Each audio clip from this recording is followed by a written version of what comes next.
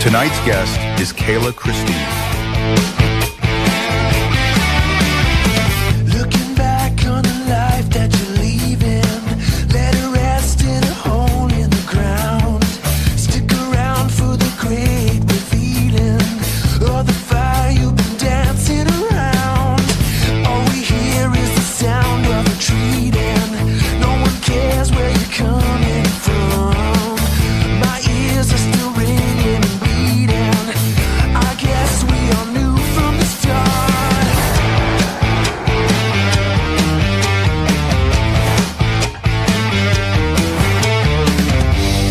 These are the days my heart goes numb. Yeah, one of these days will be the one. Looking for answers. What a disaster. These are the days my heart goes numb. My heart goes numb.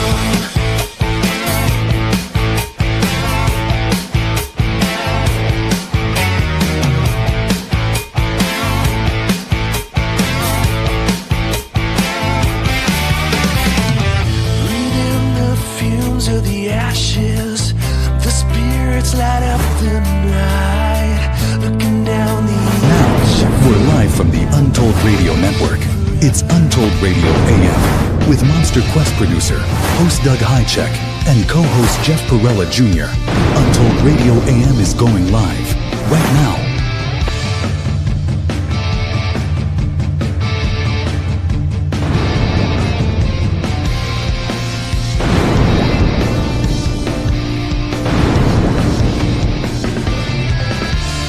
This show is for entertainment purposes only. Yep, that's the ticket. Now here are your Untold Radio AM hosts, Doug Hajicek and Jeff Perrella Jr. And here we are. Hello, everyone. Hey, Jeff Perrella Jr. Hello, Mr. Doug Hajicek. Welcome, everybody. It's Super Bowl Sunday. Oh, yeah, there's some kind of game going on, some kind of sporting event going on tonight. Some little thing. So if Whatever. you're here and you're not there, God, we really appreciate that. What time's the actual game start? I have no idea. I don't even know who's playing. I don't pay attention to really pro sports Good anymore. For you. Good for you. Well, we're gonna be the halftime show. Yeah. Anyhow, what do we have going on tonight? I've been down with the flu, first off, and so it's my first day kind of alive and walking. I still feel like kind of a zombie. I'm drugged up. I might cry today. I might laugh uncontrollably. I might do all sorts of, when you're on that Tylenol, cold and flu, Yeah. it's kind of wacky stuff. I don't know. I don't get sick that often, so. You never get sick. No, not really. It's been a long time. I just. Well, you don't want to get this stuff. No. It's not good. Anyhow, let's see. First off is my new mic, because as you know, my mic exploded last week Yeah, that was exciting. on the air. It just went kapoosh. I actually got electrocuted in my ear right before it happened, and it actually even melted my cord, which makes no sense because mics are like 5.4 Yeah. volts. They're less than 6 volts. Yeah. That's And crazy. it was right after I played Bigfoot sounds into the mic. Oh, yeah, that's right. Yeah, so coincidence? I don't know. Who knows? I might have got bit from beyond. I don't know. It would have been thematic last But week. anyhow, if my mic isn't dialed, it seems like it's a little hot, maybe. A little bit. It should be a little bit. It's brand new. How about that? A little better. I don't want to distort. Okay. Let's see here. Testing. 1, 2, 3. It's all good. I think so. Yeah. I love it when you say, I think. What the hell does that mean? I think so. I think so. I think it's What? okay. Sounds good to me. Oh, my God. Okay. Anyhow, welcome, everybody. We're glad to have you here. So we've got a great guest tonight. We have Kayla Christine. Yep. And she's somebody who's, well versed in biological science, psychology, and someone who maybe is, and because we love exclusives, she's going to appear tonight. I think this is like her first podcast, maybe. Awesome. I think. Cool. Glad to have her on board. It'll be a fun conversation. Yeah. And we're going to talk about her experiences and all of her deep thoughts on this. She's got a lot of deep thoughts on it. And I was going to mention, I met her by accident. Oh, yeah? I was looking for another Kayla. And it was somebody we had on our show also named that. And I didn't know Kayla's last name. Oh. So I just we're looking for Kayla's. Messaged her. And we ended up talking, chatting on the messenger. Sure. And found out she had also had experiences. Oh, good. I'm looking forward to talking about it. So this is this is what I call an accidental show. Awesome. Love it. Be fun. Right. Anyhow, and then we have Tech Breakdown. Yep. We have our Weird and Fast News. We do have clip picks. Yep. I do have trivia lined up if we feel like it. Yep. Not a contest. No, I don't know if I feel like it. It's on deer. Oh, interesting. Trivia. So it's kind of a good. It's a good We'll see. one. We'll see. What else we got? I think that's about it. So just get those damn lights turned down. Grab a beverage, not like Jeff. Don't grab. You're never going to let that go, are you? No, never. Just one time. Grab a nice, clean beverage like coffee. You think a guy can't have a glass of whiskey on the air once in a while? Yeah, no. Don't do that. Get your lights on, grab a blanket, and let's get this damn thing going. Let's go. All right. Time for some news? Yeah. All right. It's time for Weird and Fast News. Yeah! It's time for Weird and Fast News. All right. The first Fast and Weird news article is about a massive jellyfish found off the coast of Argentina. No, thanks. I had to include it, but then when I read how big it was, I think it was like several feet. I'm thinking, that's not massive. I think for a jellyfish it is. It was clickbait. Yeah, they're not typically that big. Are they not? No. They're usually pretty small at 3 foot. I think it's one the head is 3 foot wide. That's a pretty big one. I'm used to really big jellyfish, I guess. Didn't impress me. Excuse me. You guys are going to have to live with me. And if I disappear, it's because I'm blowing my nose. It says marine researchers and fishermen off Argentina's coast have reported sightings of an enormous jellyfish, estimated to span several feet across, drifting just below the surface. And I'm thinking, so? No, thanks. No, thanks. No, I mean, they are kind of weird. They're scary. Yeah. But I thought it was, anyhow, it was clickbait, man. Never ends. Yeah. And then, oh, God, we got jumpy articles again. Hold on here. My notes are just going zing, zing, zing all over the map. All right, we're going to get control over this.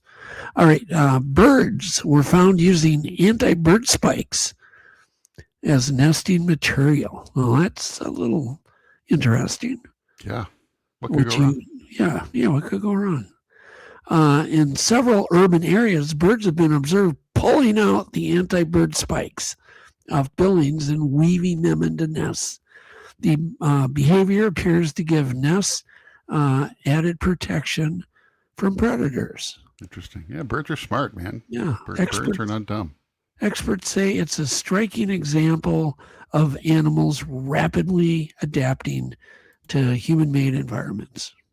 Pretty cool. So there you go. What do we got next here? An ancient virus. It says an ancient virus DNA discovered hidden in modern genes. Well, they're not in my genes. Let's hope not. Maybe they are. That's why you're sick. No. Scientists analyzing. Oh man, I'm gravelly.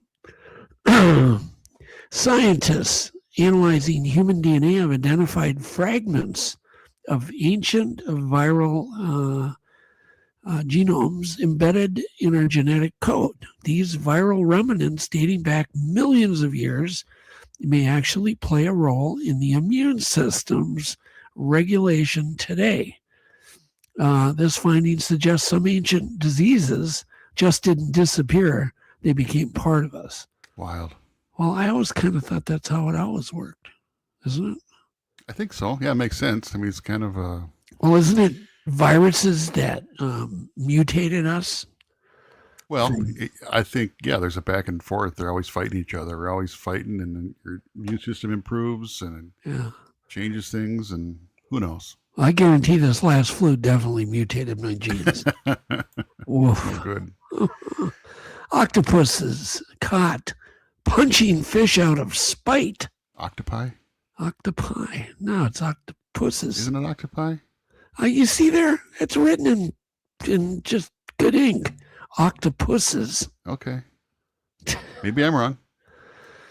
Marine biologists studying reef behavior captured footage of octopuses deliberately striking fish that annoyed or disrupted them. The behavior appears intentional rather than defensive, suggesting a level of emotional response previously undocumented in cephalopods. So they just whack people or fish. They're smart too. Yeah, they're just like, get out of my face, whack. Interesting.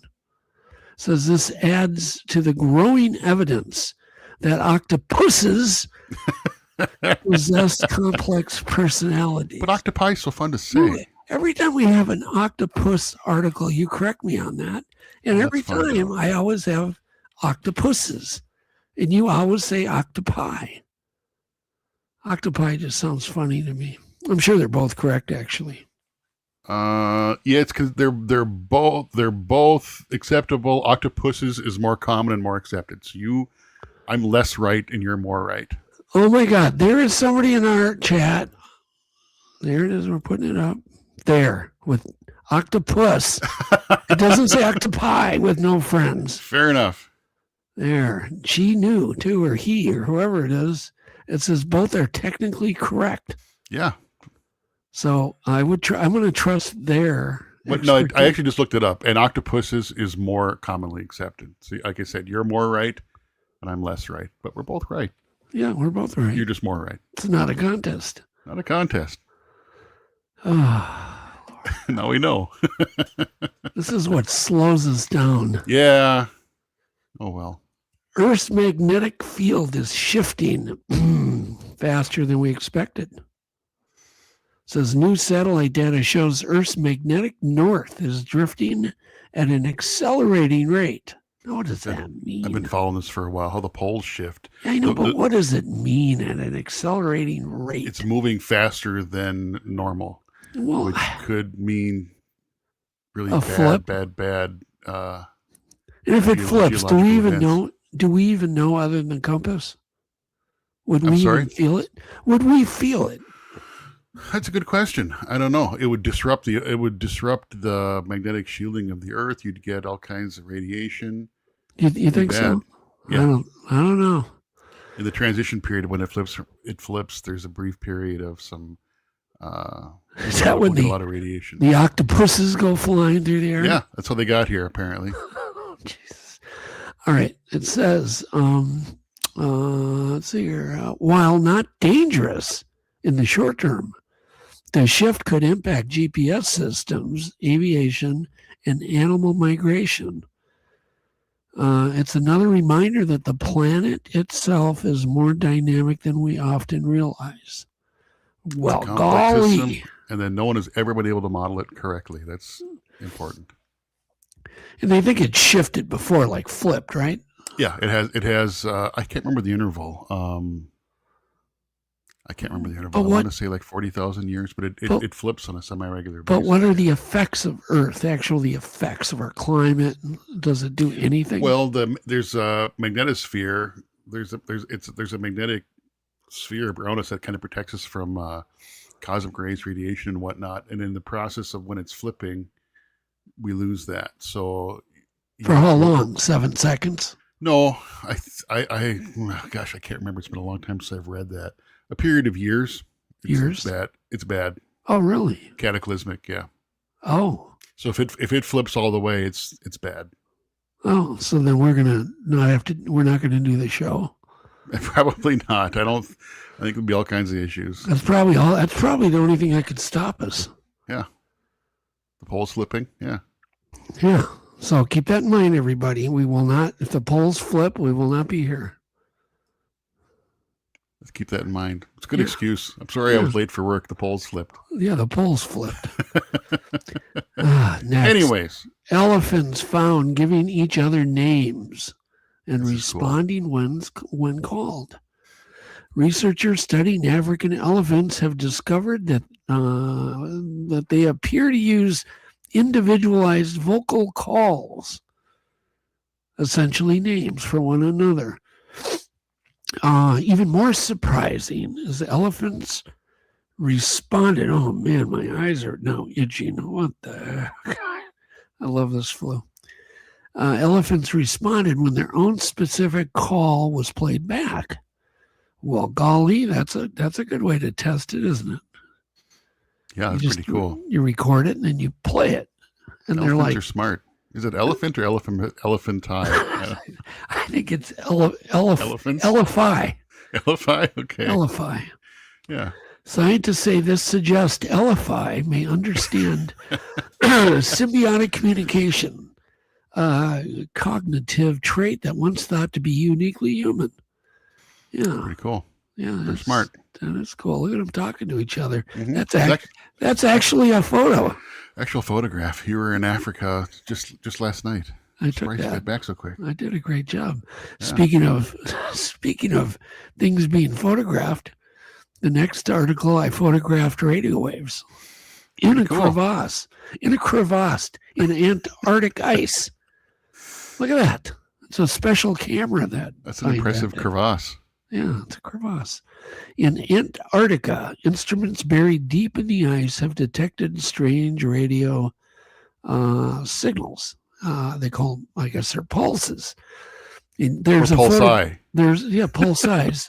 And there's an actual photo of the pulse. It's amazing. Isn't that crazy? You get Good to thing it's see not a it. contest, though. You're the only people in the world get to see a radio pulse. Some theories suggest the unknown particle interactions, while others admit the data doesn't neatly fit any existing science. So for now, researchers say the signals remain an open and very weird mystery. I think there's all kinds of weird stuff in Antarctica that we don't know about. Yeah. We should have a show on that. There's lots going on down there. Yeah. Well, I'd like to get somebody who knows anything about Antarctica. Yeah, You know who'd be really cool? Is to get Linda Moulton. Oh, man. She can talk on that topic. Whoa. Yeah, for sure. Okay, we have our weird fact of the week. Weird fact of the week. It's now time for Untold Radio Weird Fact of the Week. That is kind of weird.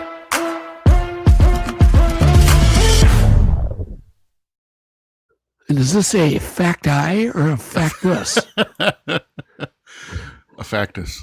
Factus. Okay. Apparently, your brain cannot tell the difference between remembering and imagining.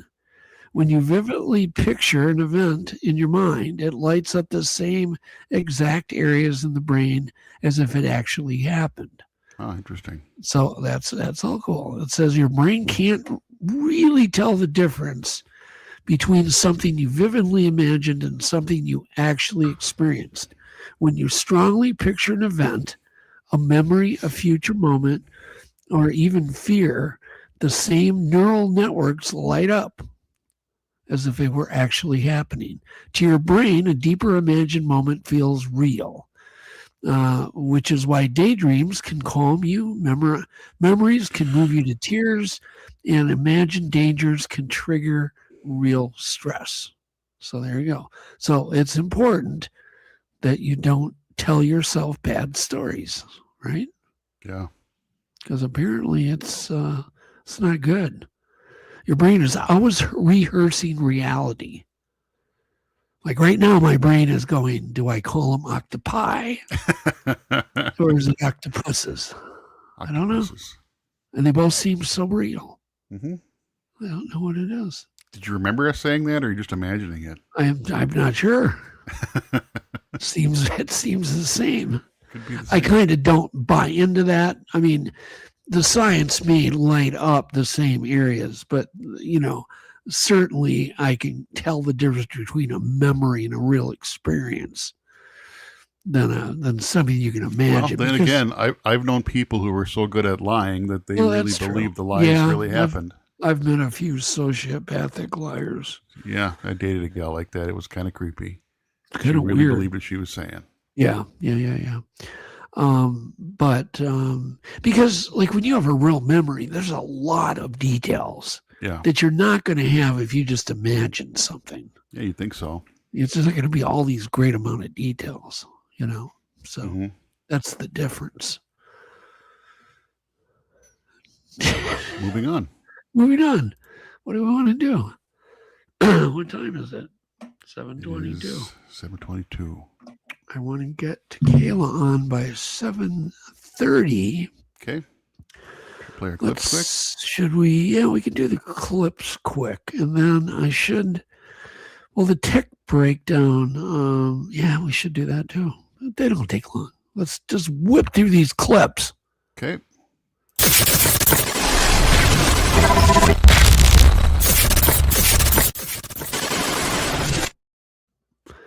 Clip. I'm skipping to clip 2. Yes. Okay, but clip 1. This is clip 1. I didn't get. Oh, you didn't get clip 1? Nope. That's because of where. That was the one I really liked. That's what we were talking about before. I can't download that one. All right, clip 2. Men and their toys. They just keep getting bigger, and man, you cannot get any bigger in these toys. This is pretty cool. Look at this thing.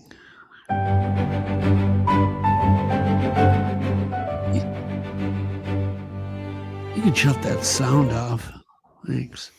Yeah, it's pretty amazing. Look at the details. This guy, he's somewhere in Asia. He's done a bunch of these videos, a bunch of these big, huge carriers and battleships, all kinds of cool stuff. Yeah, there you go. Pretty wild. All right, now listen to this. Now, I think Adam sent me this. Clip 2A. You get to see this toy. Do you have clip 2A? Yep, one second. There we go. You want sound on this one? Sure, you can try it. So I showed up that day expecting another one of Matt's impressive but standard this is a issue little aircraft. RC plane. Then I saw this. Wow, an RC-747, but over 40 feet long. This is the largest RC aircraft ever built. I have no idea. Standing next to it, the size is kind of hard to wrap your head around. As expected, Matt was at the green with his crew. He must have a hangar. He must live right there.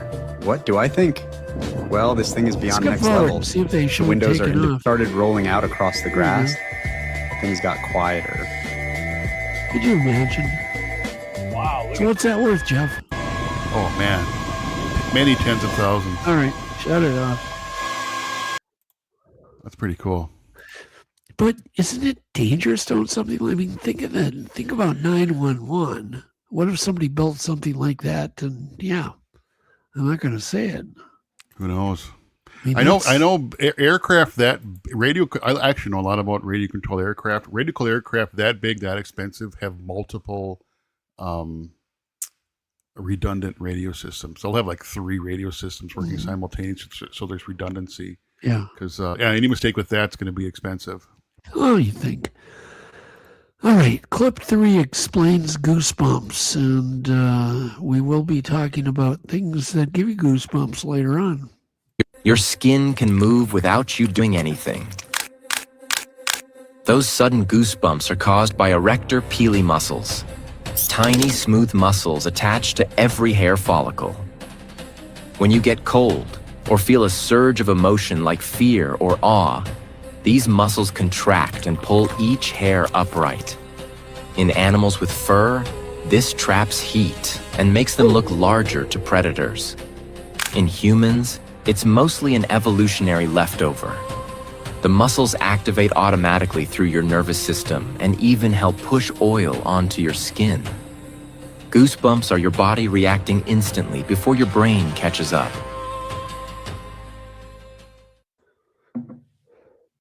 I think, Doug, up, were you blowing your nose? Yeah. Have you ever had goosebumps? All the time, yeah. Well, okay. Well, what gives you goosebumps? You just explained it. I thought that was kind of common knowledge. Is that not common knowledge? Well, what has given you goosebumps? Oh, just being cold, usually. Cold? Yeah. No, I'm talking about fear. What have you ever seen that gave you goosebumps? I don't know. I'm sure I've been spooked before. I can't think of anything specific. Of course not. You're Italian. Okay. Clip 4. By the way, if my mic is not good, I'm just hearing like... I've got a little bit of an echo now. At first, you were just kind of sounding hoarse. Now I'm getting a little bit of an echo. Echo? Yeah.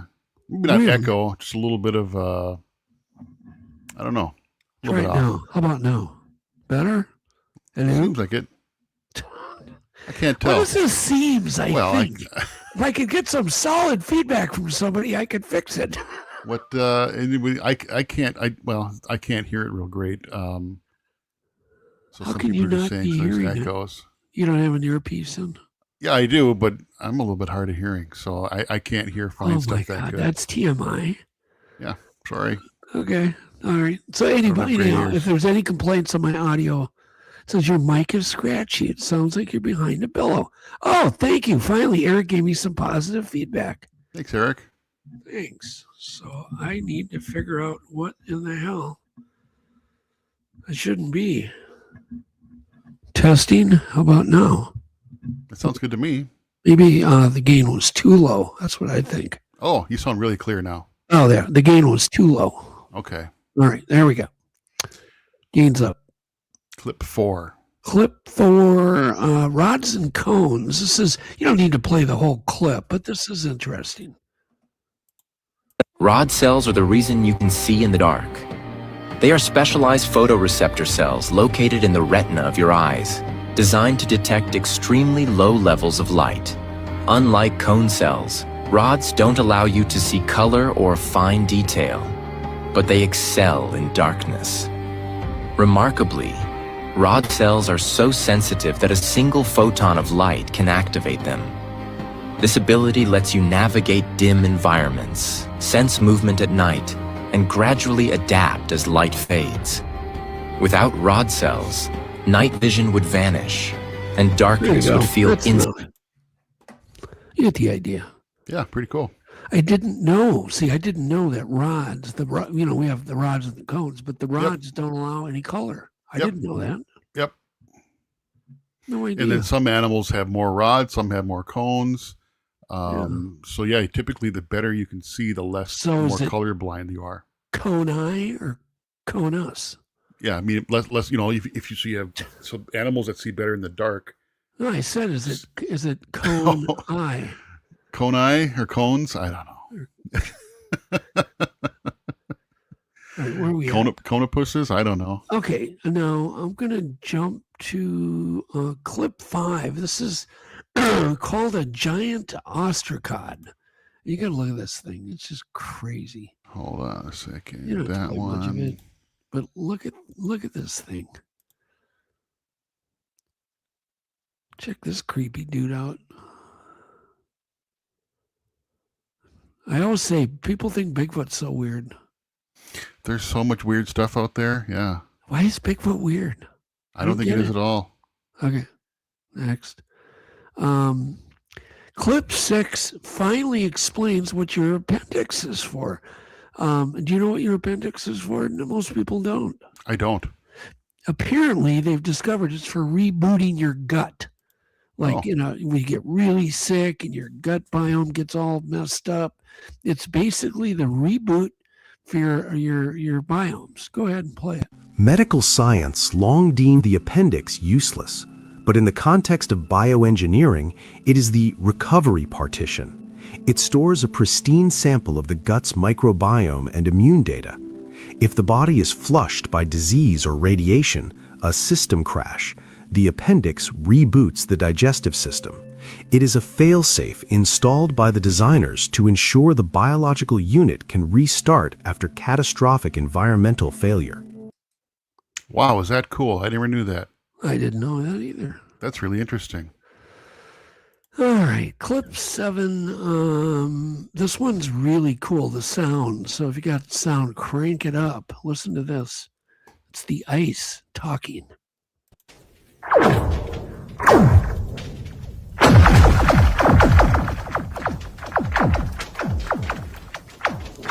And yes, I get to hear this often. Oh, I've heard this for sure. Yeah. I live around the lake and I hear it. It's just crazy. And I spend the night on a lake. Yeah, it's crazy. We get ice quakes, and every once in a while you get that. It's like, it's wild. It's loud. I mean, to wake you up in the middle of the night, it's loud. I love that. Okay. Clip 8 is a time lapse of Chicago going from 1870 to today. Now, just go ahead and play it. I don't know how long the clip is, but it's really interesting. Turn the sound off. Off. Okay. Yeah, we don't need that. We can talk about it.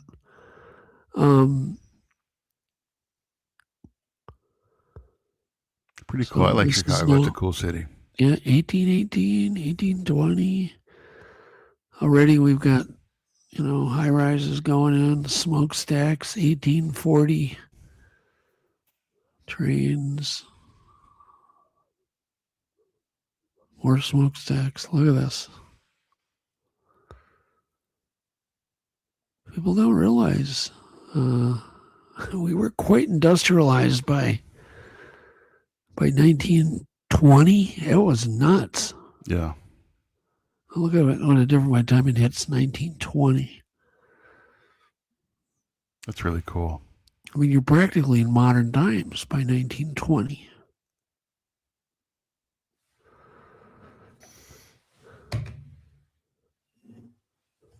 Yeah, that's wild. I just got handed a diet. Not a root beer. Just water for me. There it is. Look at this. It's just amazing. Yeah. Have you been to the Sears Tower? It's pretty cool. Yeah, I have. Yeah, I'm not a fan of Chicago. I'm not really a big fan of any large city. No, I'm not either. But as far as big cities go, Chicago got a cool personality. A lot of Italians there, which is always a good thing. Yeah. Yeah, it's cool. I like the lake. I mean, I like that it's on the lake. Yeah, right on the lake is pretty cool. But the traffic is not my buddy. Oh no, the traffic. I had to do a trade show in Chicago the last time, and that was weird. It was trippy. You got to keep an eye on your stuff. My brother did a trade show there. Pulled his truck up in front of the convention center to unload. Went in to check out where his space was, came back, and his truck was stolen, stuff, and everything was gone. Yikes. To be fair, I haven't been there in probably 20 years, but last time I was there, I thought it was a pretty cool city. That's pretty bad. Anyhow, I think it is pretty bad now. What do we got here? 9? Let's do the scallops. So sound is good, and I love scallops. I don't know if you're a scallop fan, Jeff. I am. This is, a lot of people don't know. They think they just kind of sit in the bottom. They don't even know they're in a shell. They're actually really good swimmers.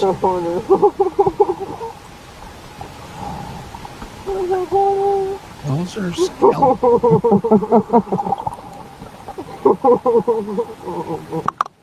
There you go.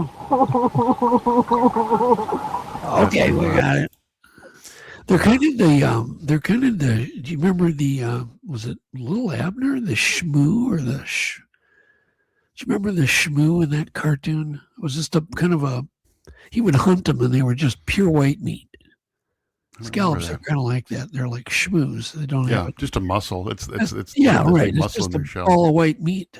Yeah, they're good. I'm a big fan of scallops. Yeah. Oh man, you put them in little butter and a little adobo and pan fry 'em fried. up in the Yeah. pan. Oh man. Heck yeah.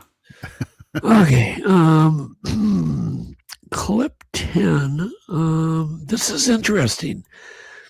I don't know what this is. I have not really studied this, but I'm pretty sure it's a real animal. So this guy, I'm not sure what group he's from, but I'm kind of glad he brought it. I've seen it before. It's been floating around. But my question is, was this filmed in Borneo? Is it an orangutan, or was it filmed in Michigan? I think that's the story. Go ahead and play it. All right, so take a look at this video right here. It's supposedly, once again, somewhere around Michigan. What is it with Michigan and Bigfoot today? You know, these sightings. But somewhere around Michigan, guy out on a trail just happened to see what he sees up here in the tree. I don't know if that's a Bigfoot. What do you think, Jeff? It's maybe a real an escaped animal, right? gorilla. I don't know. It sure You looks guys, like it. y'all Right, determine. Here's the footage. Y'all watch it. I've looped it. Yeah, that's pretty. I mean, it definitely looks. Yeah, but my question is it just an orangutan? Maybe there's a side face flap. I don't know. Hard to tell. That's interesting footage. Yeah, or maybe it's Bigfoot. I don't mean, know. it definitely looks like an ape of some sort. Yeah. It looks more ape than human. Pretty sure it's real. Yeah. Somebody would have to be like a tree expert to figure out. But then they have orangs in zoos in Florida, and people own them, and so I just think it's really. But love to hear your comments in the chat or in the comments. Yeah. Okay, what do we got? One more. How much fresh water is in Lake Superior never ceases to amaze me. What is so great about the Great Lakes? The Great Lakes are made up of 5 lakes: Superior, Michigan, Huron, Erie, and Ontario. Together, they hold about 20% of all the surface fresh water on Earth, roughly 23 quadrillion liters of water. Is that a lot? Well, it's enough to cover the entire surface of North America and South America with a layer about 0.5 meter deep. That's how much. Lake Superior itself is a true giant. It can hold all 4 of the other Great Lakes combined. It's the largest freshwater lake in the world by surface area. It's crazy to think that Lake Superior is about the same size as Austria, and even larger than Czechia, Ireland, Panama, and many others. Almost all of the Great Lakes, except Lake Michigan, sit right on the border between the US and Canada. These waters are often called an inland sea. From the shore, the horizon looks more like the open ocean than a lake, and during storms, waves can rise up to 9 meters high. And seas like this can be deadly. The Great Lakes are home to real ship graveyards. In Lake Superior alone, over 300 ships have sunk in the last 200 years, including the legendary Edmund Fitzgerald. Even more incredible, all 5 lakes are connected, forming a major transportation corridor linked to the Atlantic. The Great Lakes shape the climate of the entire region, are home to thousands of species, and provide fresh water for around 40 million people. So yeah, they are really great. Pretty cool. There you go. David mentioned you can't trust anything since AI, and I agree. Except that one is that before looks AI. pre-AI to me. Yeah, it was. I saw that many years ago. Yeah. The story keeps changing around the footage, though. So that's the problem. I remember at one point it was from Georgia. Now it's from, Michigan and whatever. But still interested in it. Well, it's about 740. What do we got? Let's go ahead and let's bring Kayla on, and then what we can do is we'll go through deck breakdown with her. Okay. And get her thoughts on it. Got a few ads to play. And we can do those, and then we'll be play right the back. ads, and then we'll come back and give her a nice intro. We'll be right back. Our new song, Welcome to Paradise, is amazing. Check it out. So out of that frozen driveway, left the snow stacked to the roof. 6 kids, 1 ex, 1 girlfriend, and a lifetime in a cold breeze. Hit the island with my duffel bag with salt and freedom in my eyes. Thought the sun would melt my memories, but they followed me like northern skies. Now the steel drums play my heartbeat, but they can't drown what I feel.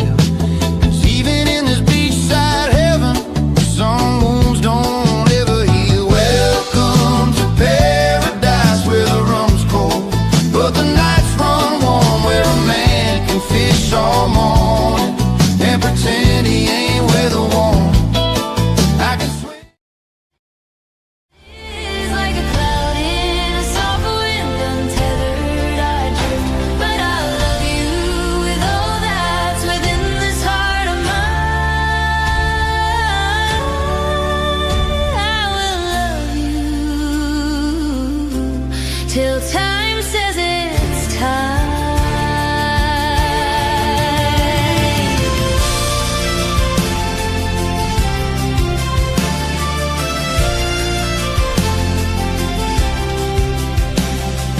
Once more we'll ride where our passions reside, our hearts taking flight through love's wild tide. And when it is over, you'll whisper and say, I want you beside me till my final day. Bigfoot through paranormal mystery stories that come alive. RBT, immersive book technology. Hanger One Publishing. Step inside.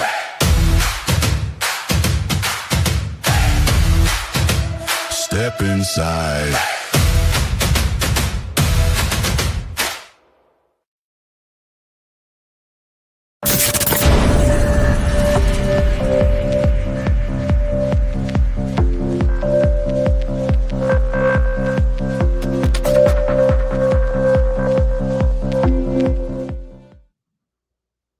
And we're back. We are back. So, Kayla Christine lives in Alberta and she's been involved with the Sasquatch, phenomena since 2021. She has a BSc in biological sciences and psychology. Kayla is convinced beyond a shadow of a doubt that people are seeing strange things in the woods. She is especially compelled by the emotional and psychological impact that encounters have on people, as I am. Mm-hmm. We're going to have to talk about the hypnotism that we did. Oh, yeah. That was something else. Where I lost my place. Impact that encounters have on people. And has recently started posting YouTube videos to support others and share her own experiences.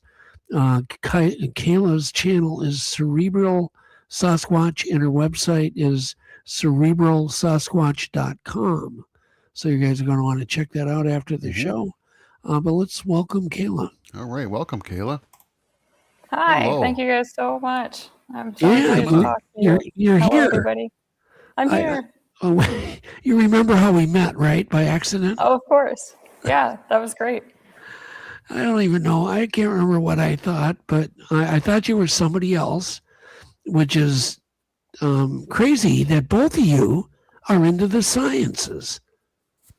And I had sent you a friend request on Facebook. And so when you messaged me by accident, I was really happy to hear from you because I'd been planning to reach out and just virtually introduce myself. So it all worked out really good. Awesome. That's great. I guess we manifested everything. So there you go. So anyhow, where in the world should we start? Because I know you have a lot of really great, scientific thoughts basically on the topic. And you live let's talk about where you live first. I don't think you're at your home right now, right? You had to come down out of the mountains to get signal. Am I correct on that or no? Not quite. So the first time that we talked on Facebook, I was out at the family cabin that I'll talk about later. Okay. But so that one of the first times that we talked just over Facebook Messenger, I was definitely in the mountains and had no signal then. Currently, though, I'm near my home. So I live about an hour southwest of Edmonton in Alberta. Okay. And then right now I'm at my parents' house, which is 10 minutes away from me and my fiance's house because we're doing a renovation. So I thought I would take advantage of my parents' place and have a nice background instead of a lot of renovation stuff. Beautiful background. For you guys. Yeah, it looks beautiful there. Alberta itself is gorgeous. Like you live in a gorgeous part of the world, period. Yeah. I doubt you even know how beautiful it is because you're used to it. It is beautiful. Yeah. I try not to take that for granted. And then just over a year ago, we moved out to this small town. So that's where we're about an hour outside of Edmonton. But I used to live right in the city. So I really love living in this small town now. It's a lot of farmland and prairies. And then it's a lot closer to the mountains. So yeah. Good for you. I'm a little jealous. I'd love to live like that. And Alberta is kind of really interesting because it goes from, like you said, farmland, a lot of edges, to then forest and mountains. Yeah. So you have there's a lot of different areas. Yeah, so they have the edges. So did your experiences take place kind of near the edges? Because that's, to me, I would think would be the ideal habitat for these creatures, would be kind of on the edge. Yeah. So most of my experiences have taken place at the cabin, and the cabin is about halfway between a place called Rocky Mountain House and then Nordegg. And if people are familiar with Canadian sightings at all, Nordegg is definitely a place that comes up quite a lot, is a kind of a hot spot. Historically, There's been a lot of sightings there. Yeah. And so the cabin geographically, I feel like, is in a really great area. It's relatively remote. There are other people around, but it's on a gravel road. The neighbors are all about half a mile away. Not a lot of people around there. The cabin is also right along the North Saskatchewan. So kind of on the edge, but it's about half an hour away from the closest town. And then in 2021 in the fall, I did have a weird experience that was about half an hour east of Edmonton. So that's strange to me because that's kind of more what you were talking about, like fringe in like on the outskirts of a city, but by no means remote. So that was strange to me to have something happen in a place that I would not associate with kind of weird woods stuff. Yeah, because, I really don't think that the hot spots don't have to be in the middle of nowhere, like 500 miles from the nearest road. I think there seems to be more activity with all animals kind of on the edges. Yeah, I'd agree. I also had an experience in, I could look at my notes, but I'm like, the month doesn't exactly matter right now. But I had an experience also west of Pigeon Lake once. And that too, like, that's not a very remote area. There's a lot of woods there, but it's like by no means super remote. So I do think that things are lurking closer than people might imagine.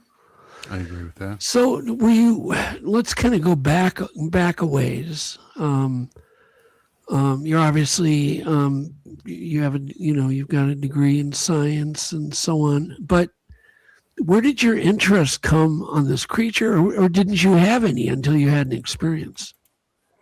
Yeah, so I had no interest in this at all prior to March 2021.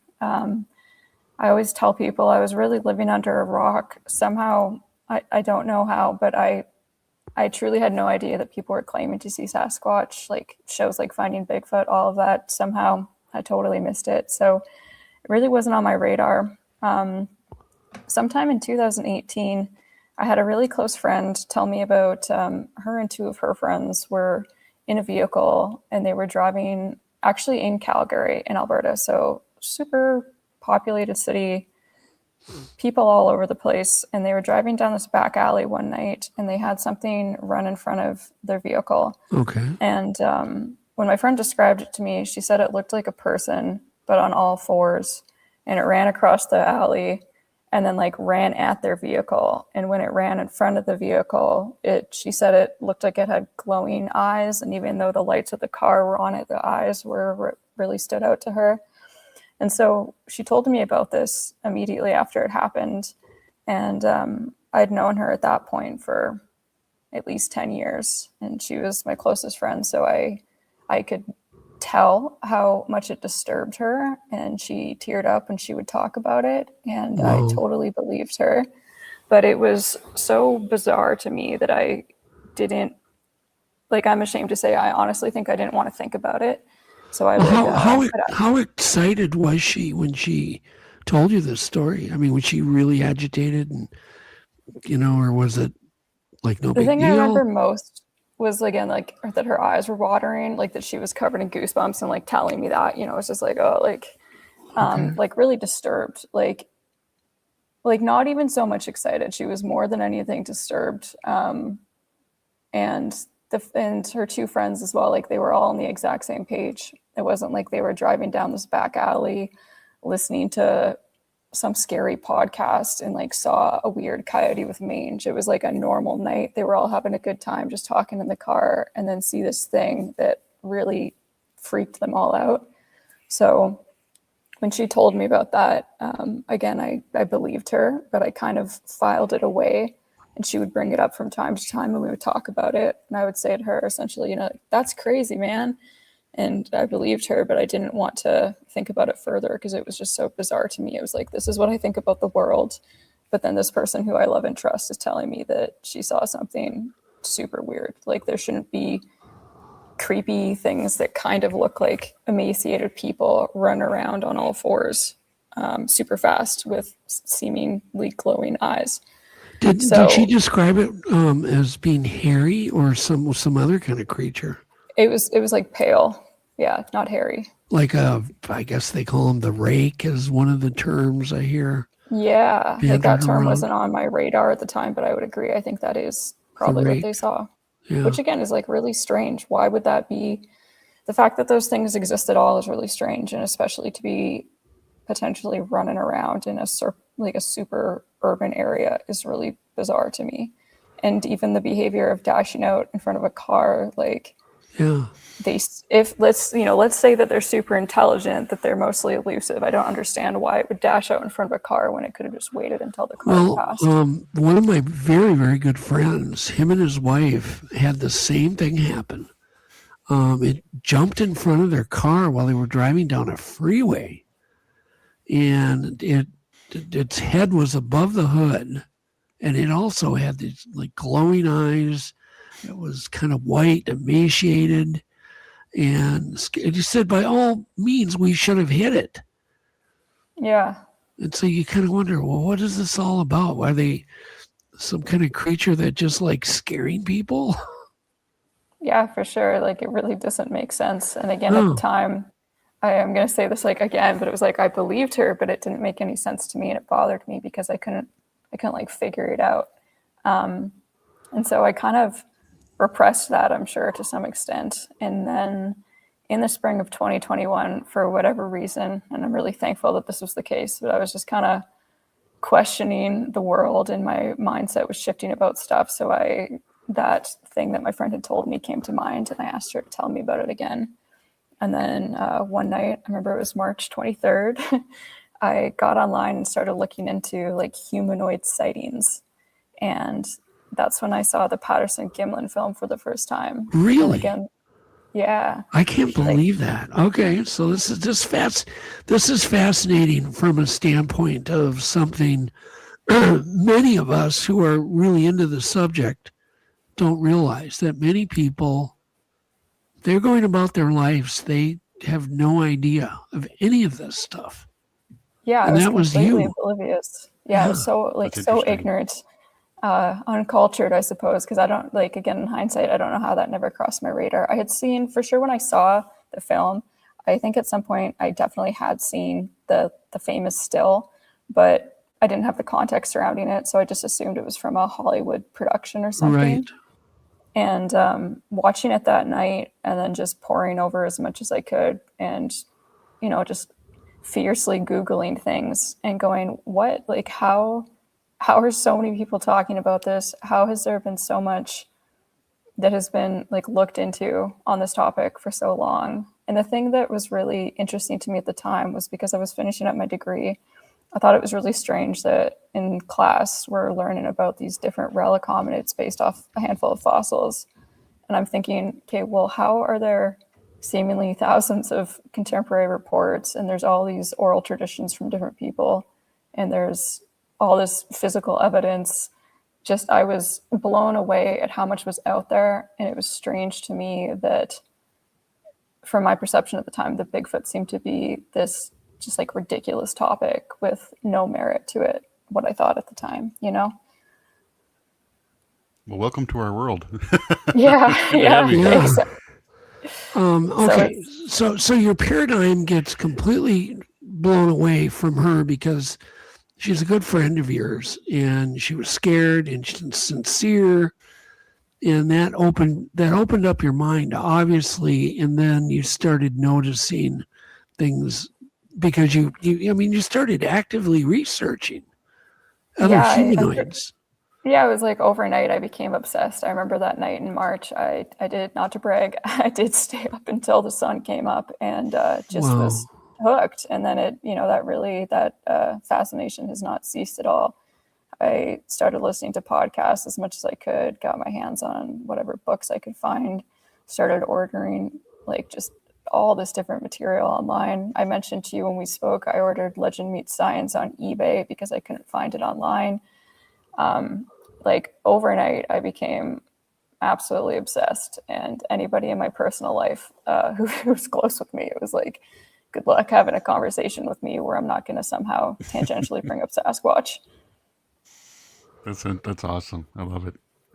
Yeah. That's what got me into it too. Legend Meets Science is really what got me past the hump into being just really interested. It's a great show. So, I don't know if I went off in a cold medicine, like my brain just like left my body for a couple of minutes there. Oh, no. Okay, so you'd seen the Patterson. So my question is, did you get the feeling this is a real animal right away when you looked at the footage? I wish I could remember exactly, but I definitely remember being super compelled. I couldn't tell you exactly if when I first saw it, I thought, oh, wow, this is 100% real. But I definitely thought, I want to look into this as much as I can. So again, by the end of that first night, staying up until sunrise, I didn't know what was going on, obviously, and I still don't. But I was convinced at the end of that night, there's something here, and I want to look into it. Have you looked at the new 4K up-res things? Pretty cool. It's so cool with the muscles moving and everything. Yeah. So you do notice that, yeah. So many people don't. They're just like, looks like a guy in a suit. And I don't know how you could think that. Yeah, how could you? I just don't know how you can think that it's a guy in a suit. Suits don't have muscles. No. They don't have the guy in. It's like that's what so many people would think who are kind of uninitiated, and again, that's what I would have thought in the past if I happened to do a cursory Google search. Maybe something would have come up right at the top that was like confirmed hoax, man in suit, because it's really easy and there's so many lazy articles that are written that say that. But as you two know, and anyone who's super interested in this knows, no, it has not been debunked in any meaningful way. People just don't want to be open to it. It's just the time. Yeah. I agree for sure. Okay, so so I'm going to ask this completely out of order. Do you think the paradigm shift in your brain has made your life better or worse? Oh, better so much. Yeah, so much better. Oh, really? So, this. Explain. Yeah. Explain. Yeah, this is cheesy, but again, in those first couple of months, I remember telling people my mood was lifted. I was so excited. I don't even know how to talk about it concisely without going off for half an hour, but it was so exciting to me, just this possibility. And then again, the more I looked into it, that kind of turned from a possibility to a likeliness. And that was so exciting to me. It also, I'm so grateful for this. When I was a kid, I spent tons of time in the woods. I grew up on an acreage. I didn't have a phone or a computer until I was about 14, I think. So I was playing in the woods all the time, playing out there with my brother and our cousins. I loved the woods. And then as I got older and kind of angsty, I decided I should just spend more time inside and on the computer. And Sasquatch absolutely brought me back to being outdoors. So my dive into the rabbit hole, that was end of March. And I remember in April, in university, I had this one zoology course. And we had a project that we were ideally supposed to work on the whole semester. And our professor kept saying to us, don't put this off until the last minute. Make sure you're chipping away at this. But we were supposed to document as much animal sign as we could. So get recordings of different vocalizations of birds, mostly birds, get pictures of scat, just take different pictures of animals we saw. And I absolutely procrastinated that. So again, this date isn't going to matter to anyone, but it mattered a lot to me. It was April 10th. I went into my parents' backyard, and that was the house that where I grew up as a kid. So had a lot of experience and just nostalgia with that forest.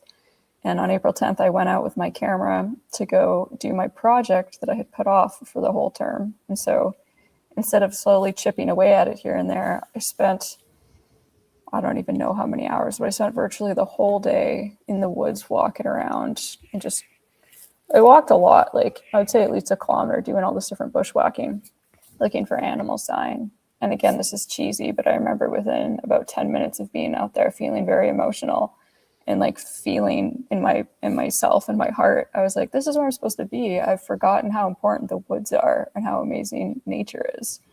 And Sasquatch is definitely connected to that. Do you feel that it kind of upped your curiosity in all of science? I always feel that young people need a boost into being curious about the world, and that Bigfoot can be a great catalyst. Yeah, do you think it affected, what you picked to specialize in college and so on? Not so much that, because at the time it was like I graduated pretty shortly after I fell down the Sasquatch rabbit hole, so it didn't change my trajectory in that way at all. But it absolutely got me more curious about the world. Like prior to diving into the Sasquatch topic, I was becoming pretty cynical and kind of jaded, when I was, again, pretty ignorant, and I had this kind of just boring mindset that, we had most things figured out, and there was still stuff to discover, but it was, like some insect species here and there. Yeah. And realizing, like, in my opinion today, how absolutely strange and wonderful the world is, and that, again, in my opinion, there's a lot of things that we really do not have answers for. Right. That was really exciting. It's opened my mind to a lot of things. Yeah, I've always felt that the topic is still one of the world's greatest mysteries, and it boosts everybody, the normal person's curiosity level again. And I've just met so many people that seem to be reborn once they got into the topic or had a sighting even. Yeah, there's trauma with it, but yet they've come alive. They have this thirst for knowledge again, right? Yeah, I agree. And just like in my everyday life, if I'm tired, it's kind of an inside joke with me and my fiance, Michael. Like if I'm really tired, I just need to start talking about Sasquatch and I'll get energized immediately. Yeah, there you go. There you go. Okay, so I don't know at what point we want to talk about your personal experiences. We've heard about your friends, which is really eye-opening. Where do you want to start? Do you want to tell one of your experiences? Sure. So I've told you guys about my kind of mindset shift and that just happening in spring of 2021. And so then I mentioned this family cabin, and my parents bought the cabin when I was about 13 years old. So as a kid, like we'd go there a lot as a family, and I still went a decent amount, but definitely not every year when I was an adult. But after becoming so interested in Sasquatch, I started spending as much time as I humanly could out at this cabin again. And so within the first, let's say, couple months, there would be like little things that I thought were interesting, like being out there by myself and hearing what sounded like wood on wood sounds coming from different points around me. I remember that happening. And in my mind, I'm going, well, that doesn't sound anything like a woodpecker. Right. But, maybe I'm just excited. So I'd have these things happen where I'm going, like that was kind of intriguing to me, but maybe nothing to write home about. I started bringing an audio recorder pretty much immediately. And I would leave it on this picnic table about 20 feet from the cabin. So there'd be a lot of times where I was going through the recordings when I'd get home. And I'm thinking like, it really sounds like a rock is being thrown on the table, or it sounds like something is being thrown on the table. It's not directly underneath a tree or anything. So these things would happen where I'm going, like, this is interesting. So I started spending a lot more time out there. And then one of the first things I remember happening out there, and it's really interesting to me because even though chronologically this is one of the first things that happened, the impact of it didn't hit me for a long time. I couldn't even tell you exactly when I went like, I seem to have not processed that fully. How many I don't mean to interrupt, but how many wood knocks had you heard at this point? Like, do you mean, like instances of wood knocks? Yeah, or how many instances were there of these kind of distant wood knocks? I would say probably at least 3. The one that I remember the most, like in the early days, was I had been, so the cabin is about 40 acres, and it's off the gravel road. The terrain up there is flat, and then there's the cabin, and then there's a pretty steep hill. I'm not great with distance, but I would say the hill is maybe 60 feet from top to bottom, but pretty steep. And then there's a big field, and then this like old growth forest, kind of swampy area, and then the North Saskatchewan River. And I remember one time, again in the early days, I had taken the side-by-side and I'd driven down to kind of this swampy area, and a little too much information, but I remember I was like squatting down to pee, and I heard what sounded like a wood knock from one direction and then the other. And that was interesting to me, and it made me feel kind of unsettled because, again, I'm going like, okay, that didn't sound anything like a woodpecker. There's just 2 of them, and I felt kind of vulnerable. And can't remember exactly, but I do feel like I got back on the side-by-side and decided to go back to the cabin for the day. But so sometime in the early summer of that year, I was out there with the same friend who had the strange roadside sighting thing. And we were trouncing around in the bush, like the kind of old growth area down by the forest. And the main reason we were at the cabin that weekend was like Sasquatch. We're looking around, we're like looking for, footprint impressions or possible stick structures and stuff like that. So Sasquatch is top of our mind.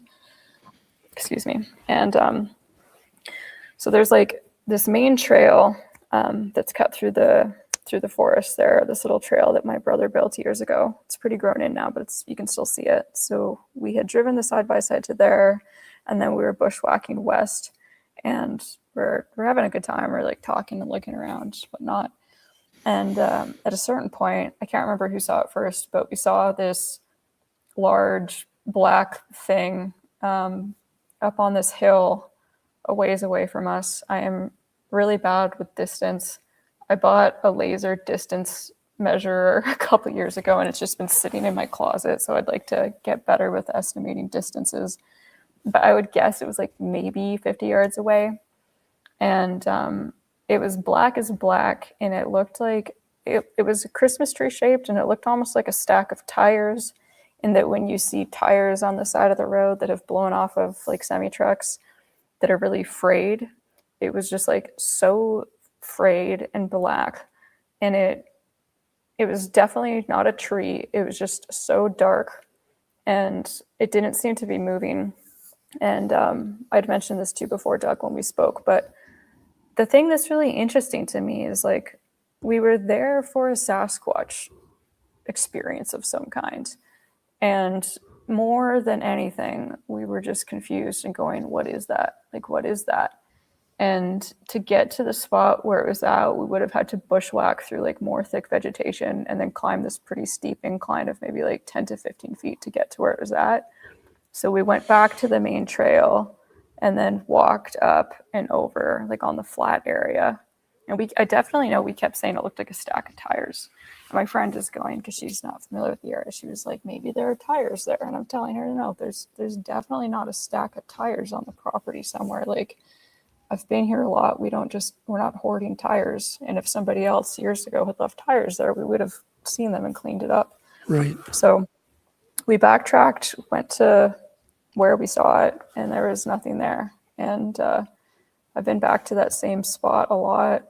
There's nothing there. I understand that somebody who's like skeptical would think, oh, it was like a moose or a bear, but I'm a pretty big animal geek, and I am confident it was not a moose or a bear.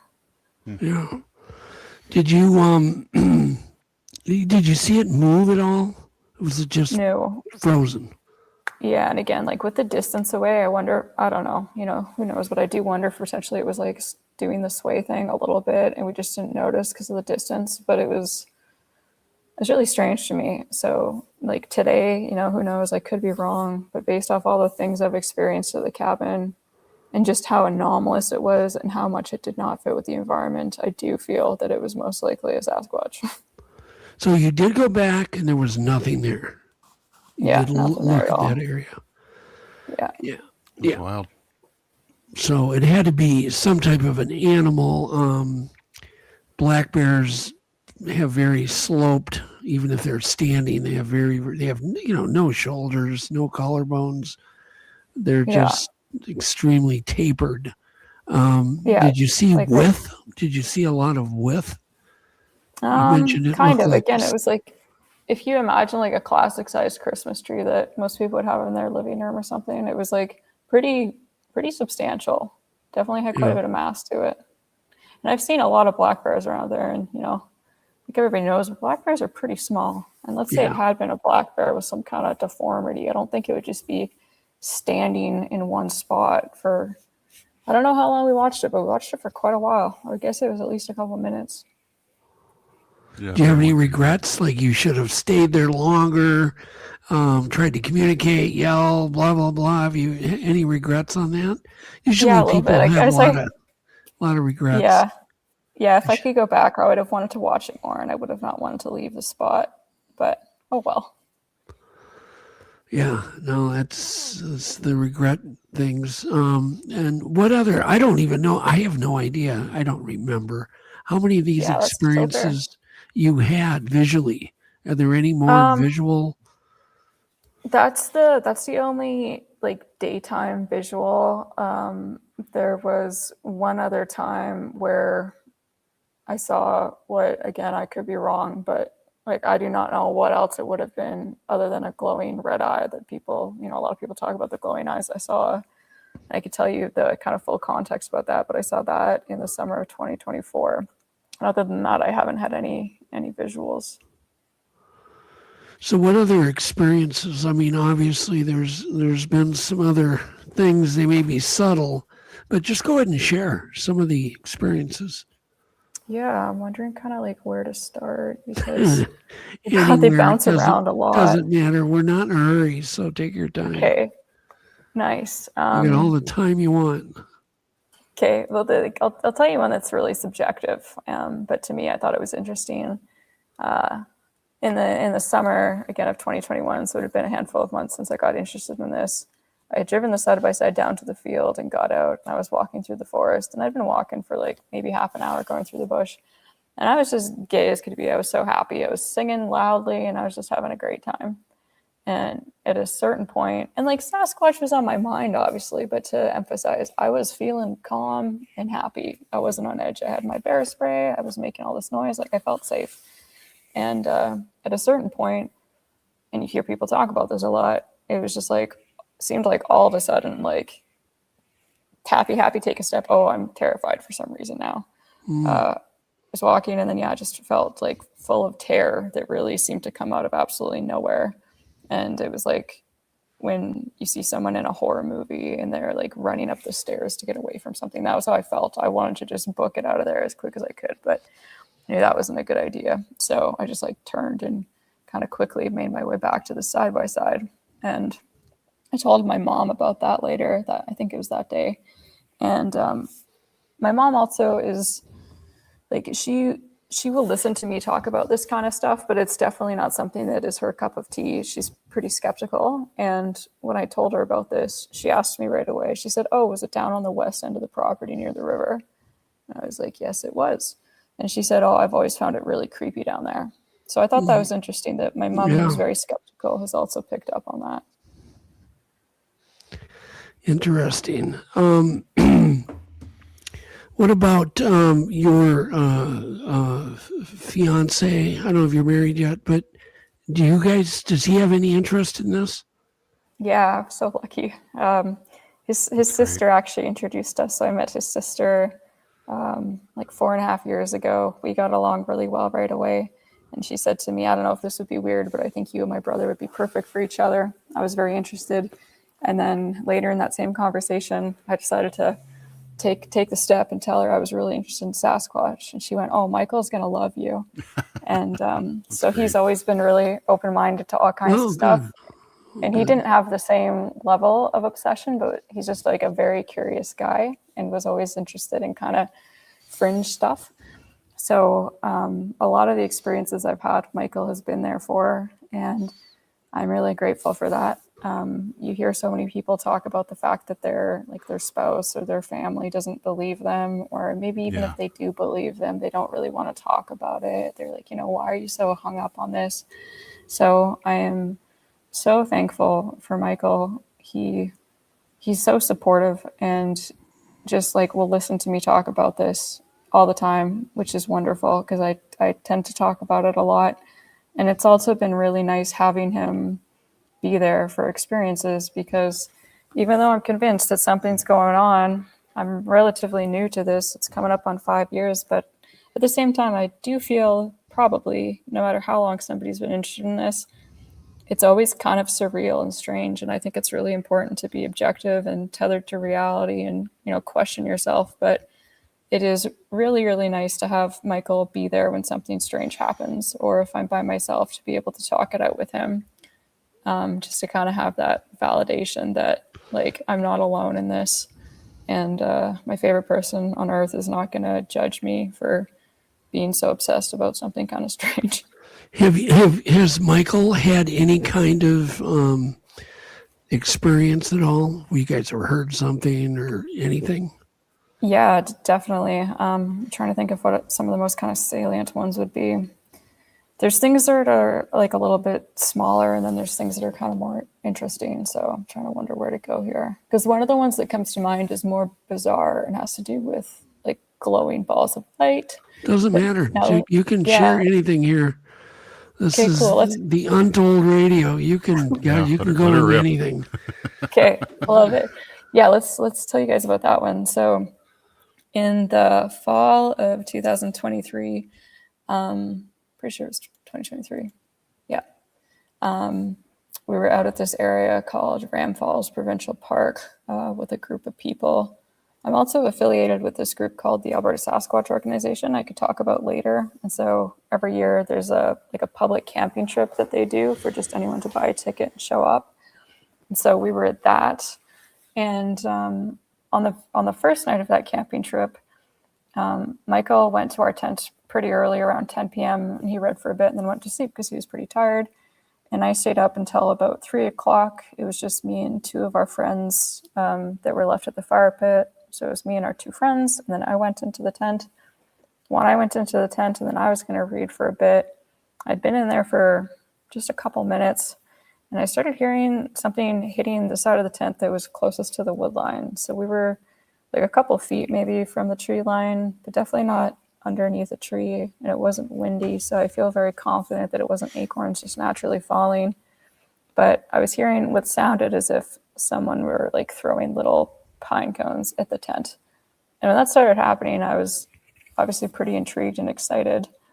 And I feel like I'd have it in my notebook somewhere, but I feel like it went on for about 20 minutes. Is this in the morning? Is this early in the morning or in the middle of the night? Or? It would be about 2:33 at that point. Oh. And then something was, sorry, go ahead. No, 2:33 in the morning or in the afternoon? In the morning. Yeah. Yeah, I had that happen too one time when I was camped on an island in northern Minnesota, and it started up about, 3:30, 4 in the morning, and they just thrown little pine cones, just kept getting whipped at the tent in the middle of nowhere. Did anything brush against your tent? Because that happened eventually, something started brushing into it. No, but boy, I've heard a million stories like it. I mean, it's familiar, so keep going. Yeah, so something was brushing against the tent, and we had the tent and then the rain flap over top, so it wasn't like I could see the impression of what was pushing in, but just I could absolutely hear that something was brushing against the nylon. So just to paint a picture, I was laying on my stomach when I'd been reading, and then I was laying on my stomach, propping myself up on my elbows, and just kind of fascinated in watching. And I was making these little kind of kissy sounds with my mouth. I don't know why that came to me, but that was my attempt in the moment of trying to say hey, hello, I'm here and I hear you. So that happened. And then the next morning I wanted to tell Michael about it right away. And then he told me that the same thing had happened to him. He didn't have the brushing on the tent, but then when he went into the tent around 10 p.m. that night to go read, again, within a couple minutes, something seemed to be pelting little things at him. And So that was the first night. Second night, don't think anything of interest happened, but I know, like, I definitely remember on the third night, it was me, Michael, and our friend were the last 3 people awake. We were all around the campfire. There was also things that happened in the evening that were kind of interesting with other people. Like, this lady saw there was a metal sign for the provincial campground. The sign, and then we had the fire, and people had the lights of their kind of trailers and stuff. So there's ambient light in this metal sign. And while we were sitting around the fire pit at one point, a lady said that she saw something that seemed to be on 2 feet, like, walk in front of that sign. She seemed really sincere to me. I don't think that she was making it up. And just based off spending time with her that weekend, I also don't believe her perception failed her. She seemed like a really solid person. We went over to that area, and there was a disturbance in the dew. So that was interesting. So at the end of the night, with me, Michael, and our friend around the fire pit, it was about maybe 2 a.m.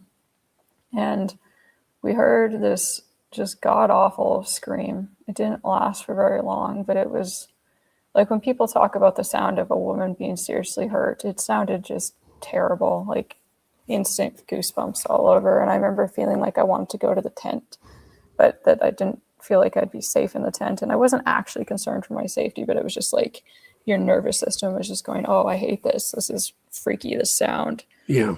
And so we were standing around talking about it. And I would guess it was maybe 3 to 5 minutes after hearing that scream, we're standing around talking with our friend.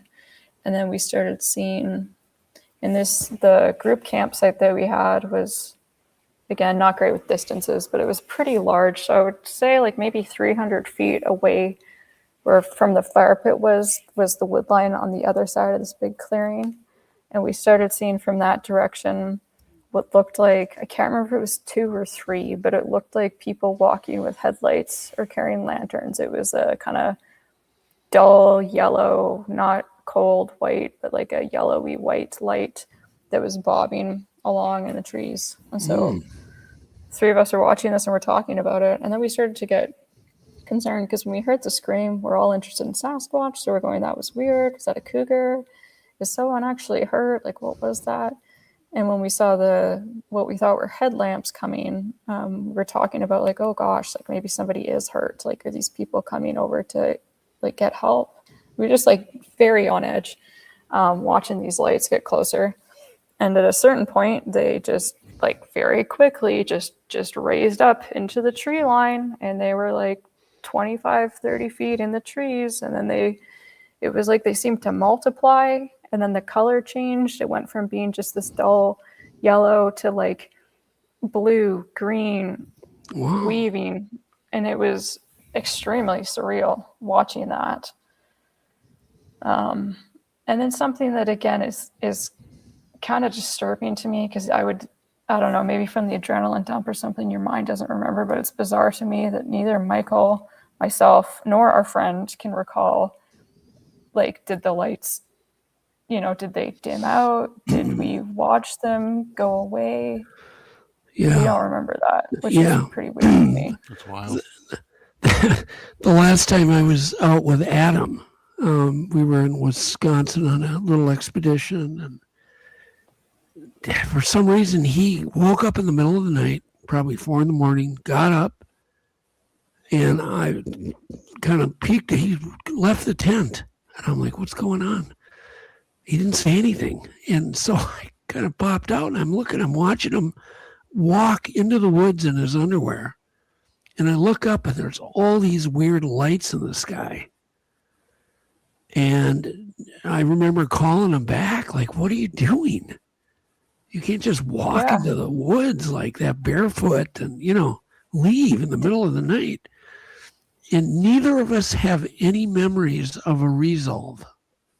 That's so strange. Same thing. You spoke to him about I remember us both watching the lights in the sky, but no resolve. We don't remember anything after that. So there you go. I think that's really weird. When you said to him, like, hey, what are you doing? Do you remember how he responded?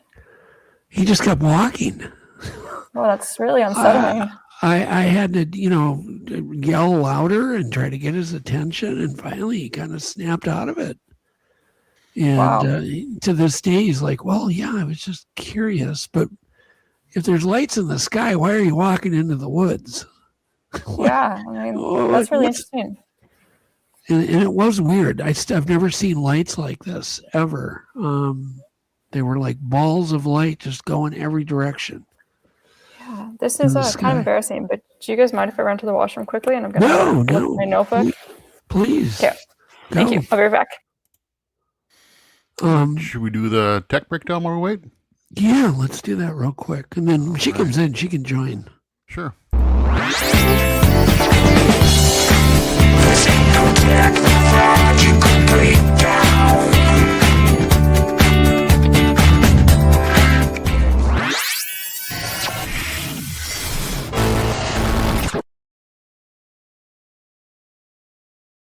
And that was so dramatic. It's kind of anticlimactic now for me to do my tech breakdown. Okay.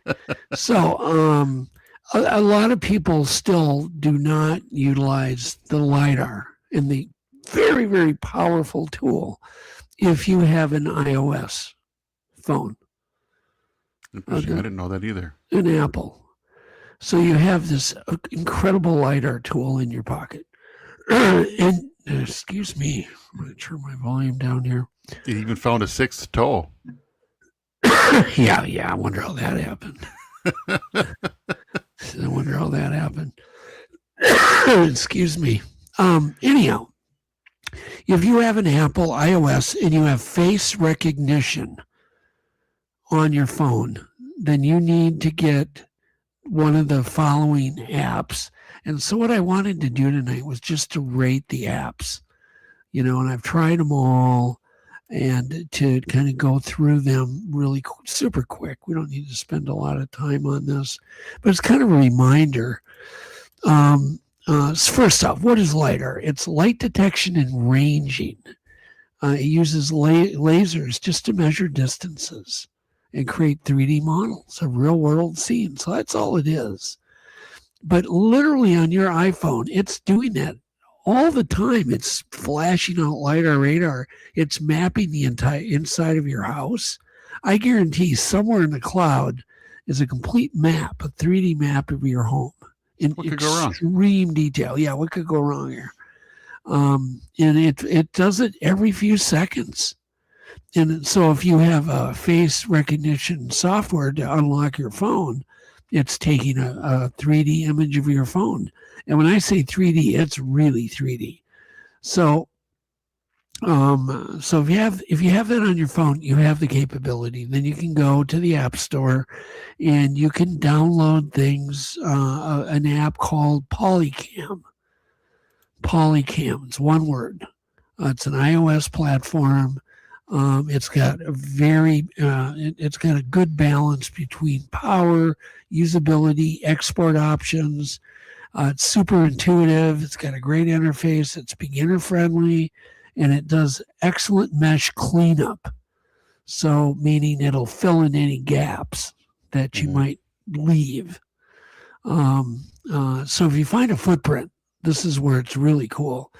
You can map that footprint and end up with a 3D scan of it to the point where you could 3D print. You can take it to a 3D printer and have the track printed. You could have both the impression printed or the track. Either one. It'll do That's either really cool. one. I need to get that app. That's awesome. Yeah, and in most cases they're free. Scandy Pro, for instance, allows you to use it for a while completely for free. And so you can always delete it and then get it again, right? Download it again. You can delete it and get it again. There's ways around these things if you don't want to pay for it. But generally, they're all really inexpensive. So, pardon? You can let Kayla back in. That's pretty cool. Oh, yeah, let's let Kayla back in. Let Kayla back in. We're talking about LiDAR. Yeah, thanks. I don't know. Do you have an iOS phone? Or are you I do, and I actually just recently got one that is capable of LiDAR now. So you need to go into the App Store tonight and get, one of these. Once again, they all do about the same thing. I started first with Scandy Pro, and the first thing I did was I scanned my son, and he sat in a chair, and I scanned him, just kind of gently, walked around him. And what came out of there was freaky. It was freaked us both out because it's like they look dead, but it's so accurate. It's scary. Like it gets every little tiny detail. And so you're gonna want to use these in moderate light. It uses light too, so you don't want to do it in the dark. You want to do it in the daylight. It uses both technologies. Uses your camera and the lasers. But just to cut to the chase, the best one I think is Polycam. So just go and get Polycam. You'll love it. And just scan anything. Scan a water bottle. You'll be like, whoa, that's so cool. Go scan go scan your fiance. I just downloaded it. I got it on my phone. That's cool.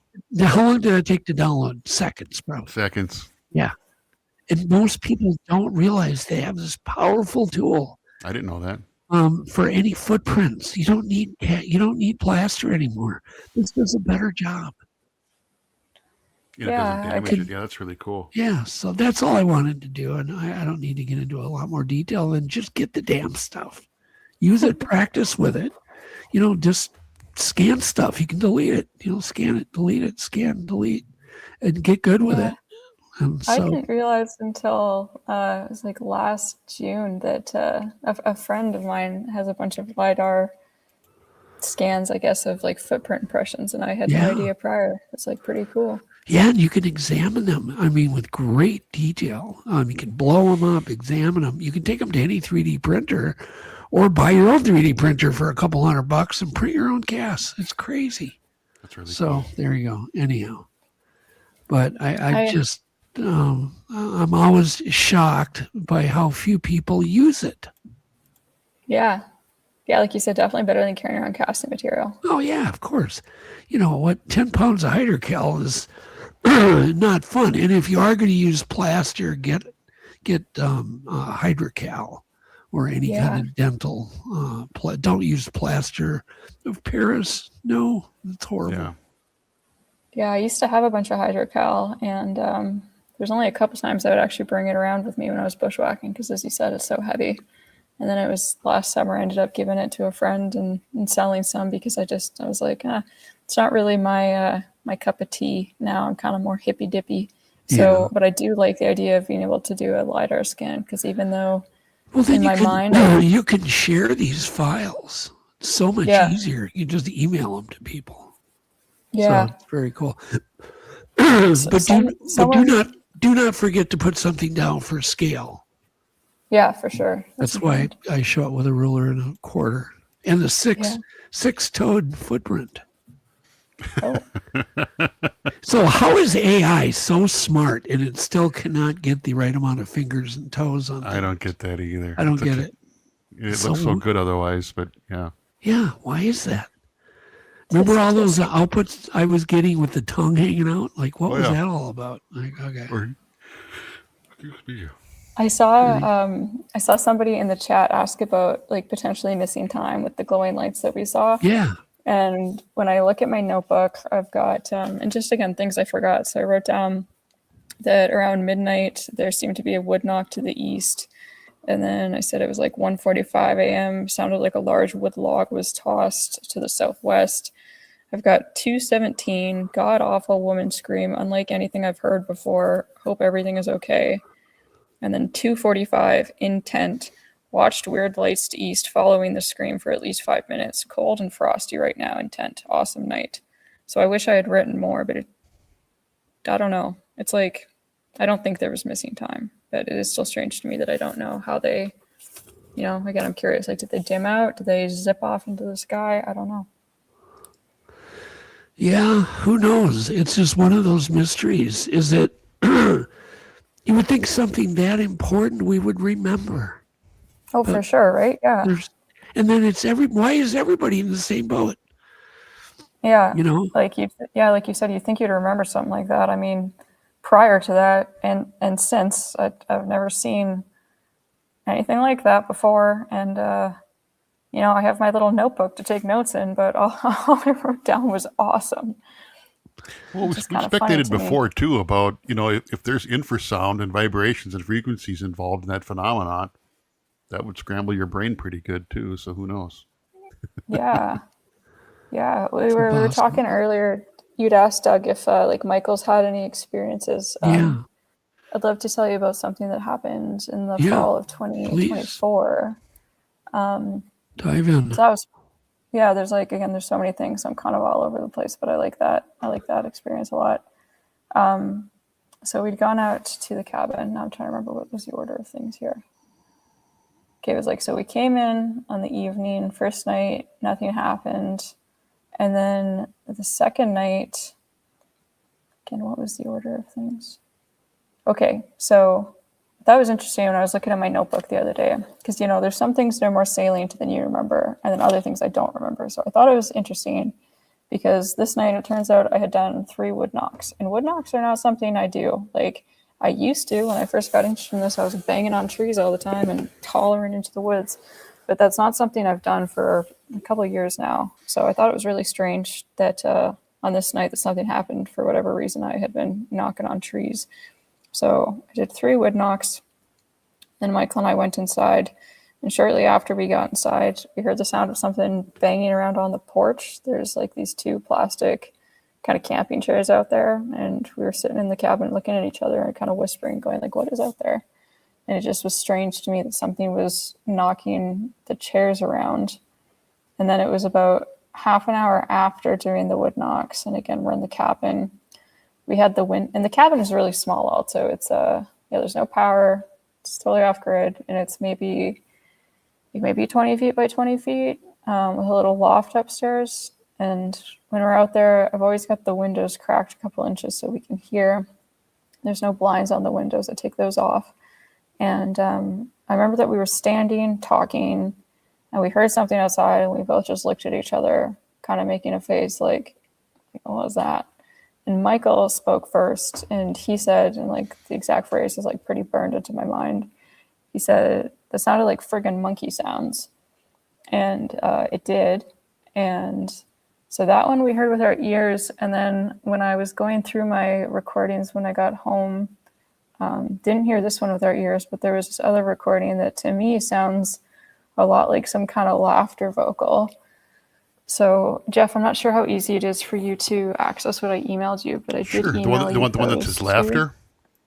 Yeah, so there's like monkey sounds right before it, both on September 1st of 2024. Yeah, it was like monkey sounds and then laughter. And I do apologize. There's a lot of background noise. Doug gave me a great recommendation for a new mic. So going forward, my recordings will be a little bit more crisp. But I'm hoping you guys can make it out. And it's just one time, so I don't know. Yeah. Yep, here. This is the one that you call monkey sounds.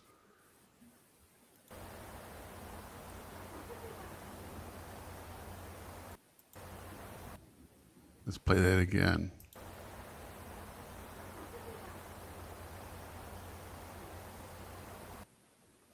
Yeah, that's the most volume I can get out of it. Yeah, and actually you can hear it. If you just crank your volume, obviously you're not going to want to do that when we're talking, but you can go back and review the show and do it, and you will hear it. I can hear it. I have my volume cranked. Here, I'll play it one more time. It's a short clip. Just listen quiet, listen careful, everyone.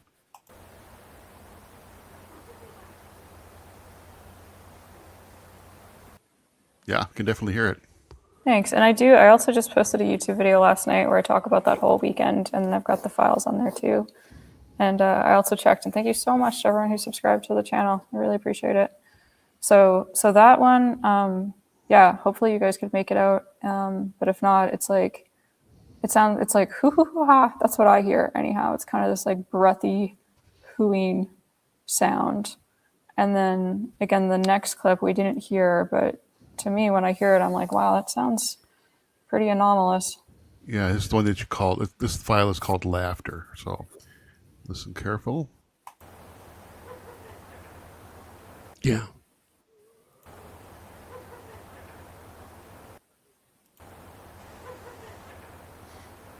Interesting. Yeah, that one I could hear pretty good. Yeah. Even maybe while we have audio out, maybe we should just like go through some of the audio right now so people don't have Sure, to which one do you go want back and next? forth with the volume. Let's see here. Less exciting. So let's start with the less exciting one so we could end with one of my favorite ones. Cool. Less exciting would be like the 0720 vocal and woohoo sound. Yep, got that one.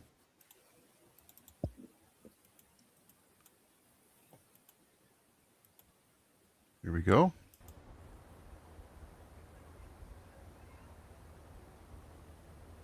Oh, that's too bad. I feel like that one's too quiet. We can't hear that at all. My bad. I couldn't hear that one. I'll try it again. It's so funny how audio works because on my computer it's so loud. Yeah, sometimes we get lost in the conversion a little bit. Okay, well, which one do you want to do next? Let's jump straight to the exciting one, and fingers crossed that you can hear that one well. My favorite recording I've ever gotten is the Sing Song Howl, and I'll give you a little bit of context before that. So this was the end of September of 2024, and at this point I had been going, like when I was out of the cabin by myself, a lot of times I was starting to just stand on the porch and sing at night. With the idea that if the Sasquatch were out there, that hopefully they would like my singing, and I was being very hippy-dippy and being like, I'm singing to them. And on that particular night, it was the first time that I ever drummed on something. I brought down a big Tupperware bowl and just was looking like a crazy lady. I was out there drumming and singing my heart out to the woods. And then, so that was, I'd say around like 11 or 12 at night.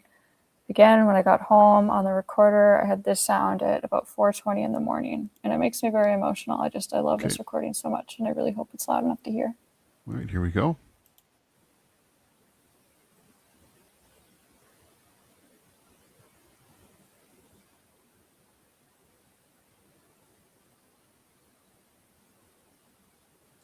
Jeff, I'm not seeing the wheel move. You didn't play it. You got to play it. Oh, I thought it. Did I play the wrong one? No, you hadn't hit the play button. All right. I can see. Okay. No, I did hit the play button. I had the wrong clip. I had the wrong clip up. Here we go. I'll try that again.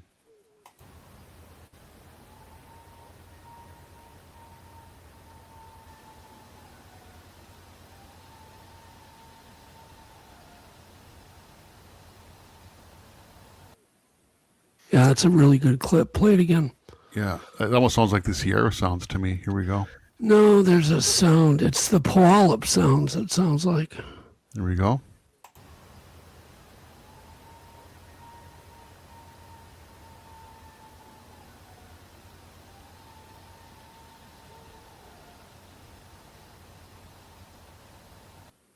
Wow. If you go back and look up the Puyallup sounds from, God, I think it's the 80s, maybe even the 70s, the sheriff recorded them, and it sounds exact to that. Have you listened to those yet, Kayla? No, I haven't. And I was going to say... You're gonna get a shiver when you do because they're exact. Okay, cool. Yeah, it's kind of like an Ohio howl quality to it, and it just, to me, it's got like this like it's melodic similar, but when you thing. listen to the, maybe Jeff can even find them, the Puyallup sounds. It was recorded by a sheriff, and they were building. The story is they were building a neighborhood up in the hills, and it was a new neighborhood. They were tearing down forests, and this thing would just sit up there and scream night after night. And it sounds exactly like what you recorded. It's cool. And if anyone too, like if you can't hear it, again, I promise that it is louder with headphones. It's like, it's not super quiet. I should have amplified it or something before I sent it to you, Jeff. But if anyone wants, please feel free to email me. I can send it That's to you. the one I think I've sent to David. Thanks for doing that. To David. I think David's, distracted from the Super Bowl tonight. Since his team is playing.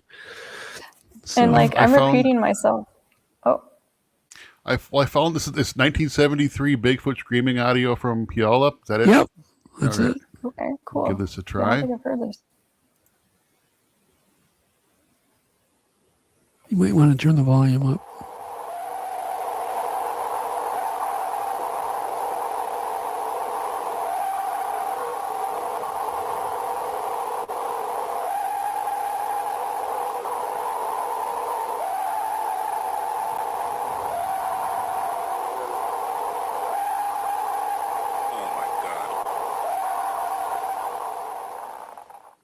Yeah, I agree. That sounds very similar.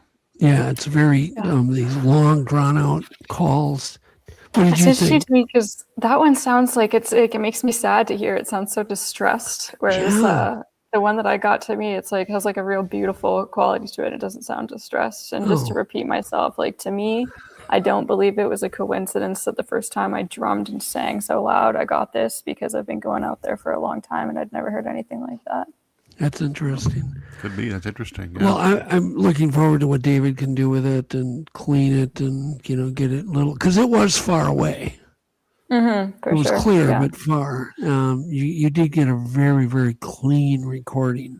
There's no background noise. It's clean. So he should be able to do a lot with it. Even Adam could probably do a lot with that call. So I'll get it to Adam too.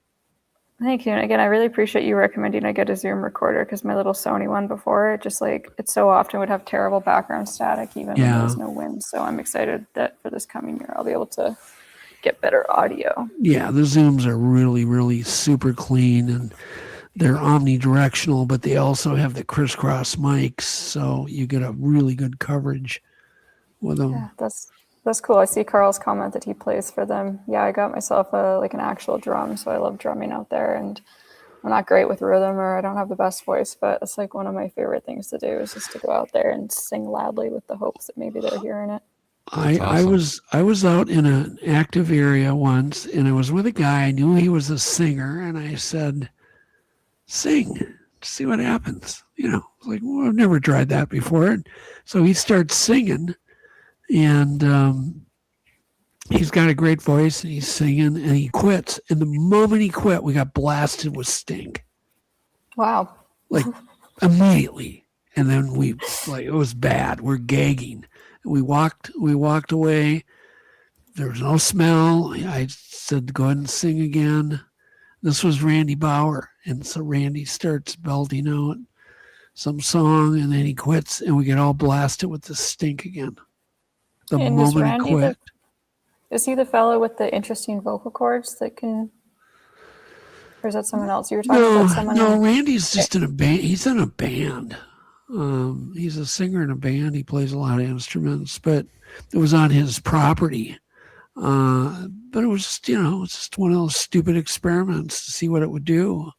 And, that was quite a reaction. It was basically, I don't believe they just stink. I believe the stink is something they project at you or spray you with or whatever it is.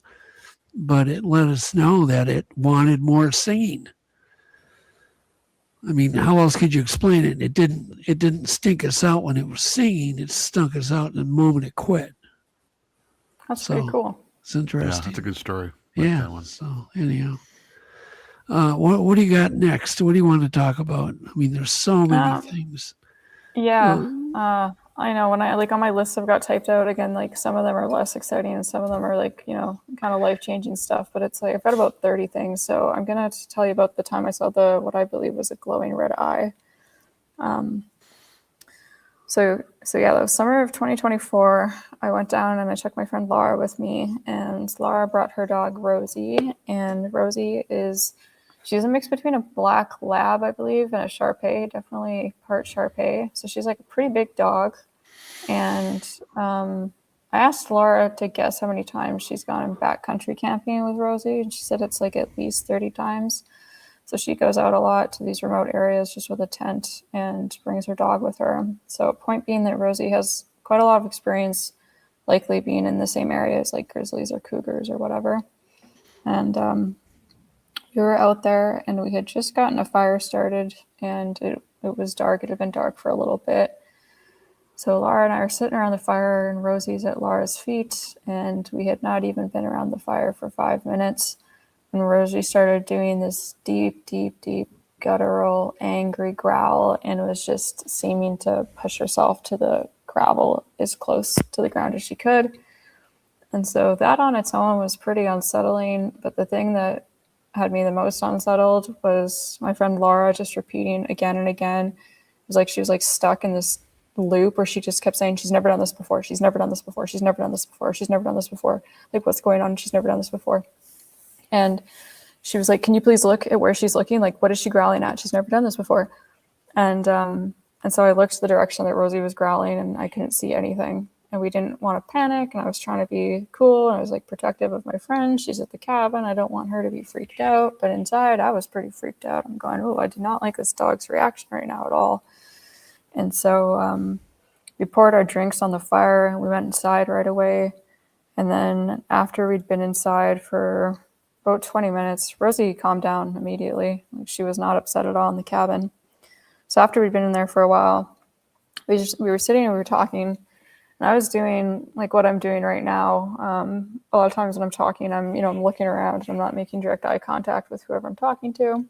So I was looking out the window. Doesn't really matter, but the window facing the west of the cabin.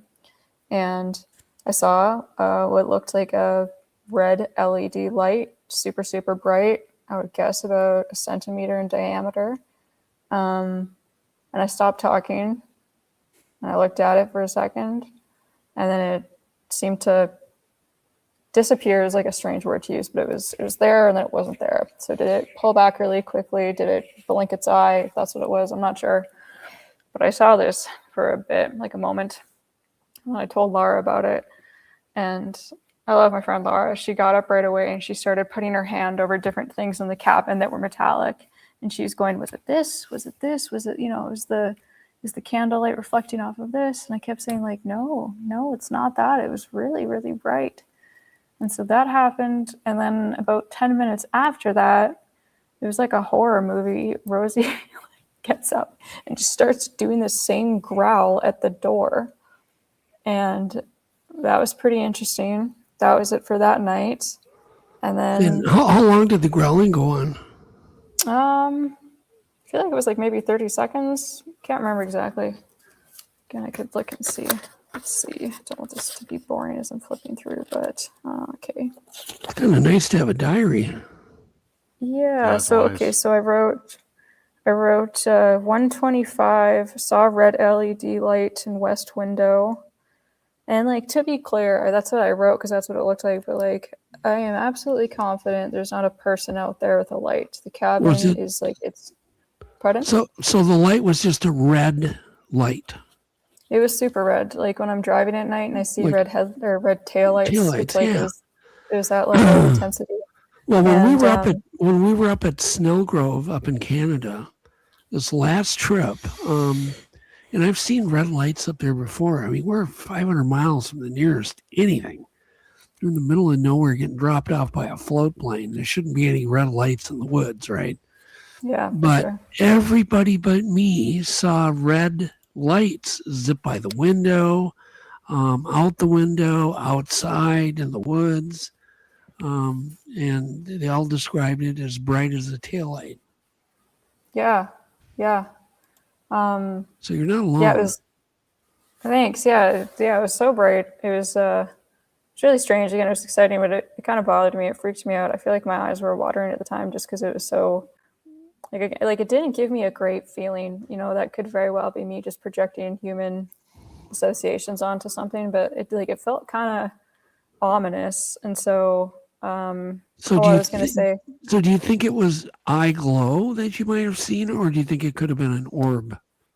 I think it was eye glow. Okay. So the next day going out there, like out that direction that the window is over there, there's a little stand of birch trees. And then based on the height that I saw it at and the distance from the cabin to that stand of trees, if something had been hypothetically peeking out behind the birch trees and then pulled its head back in really quickly and was like about 7 feet tall, I feel like that would have perfectly lined up with that distance. And then I was going to say as well, I do feel absolutely confident because, makes sense. Everyone's got their own thoughts, but I've been teased a little bit by some people going like, okay, Kayla, sure.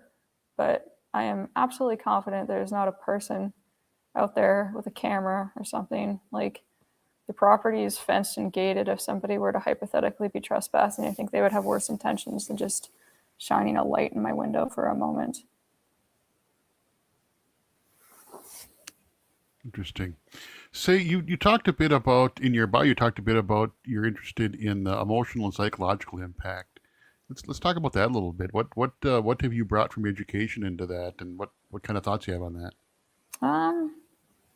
From my education, a little bit, but honestly, like I usually refer to my degree as my piece of paper.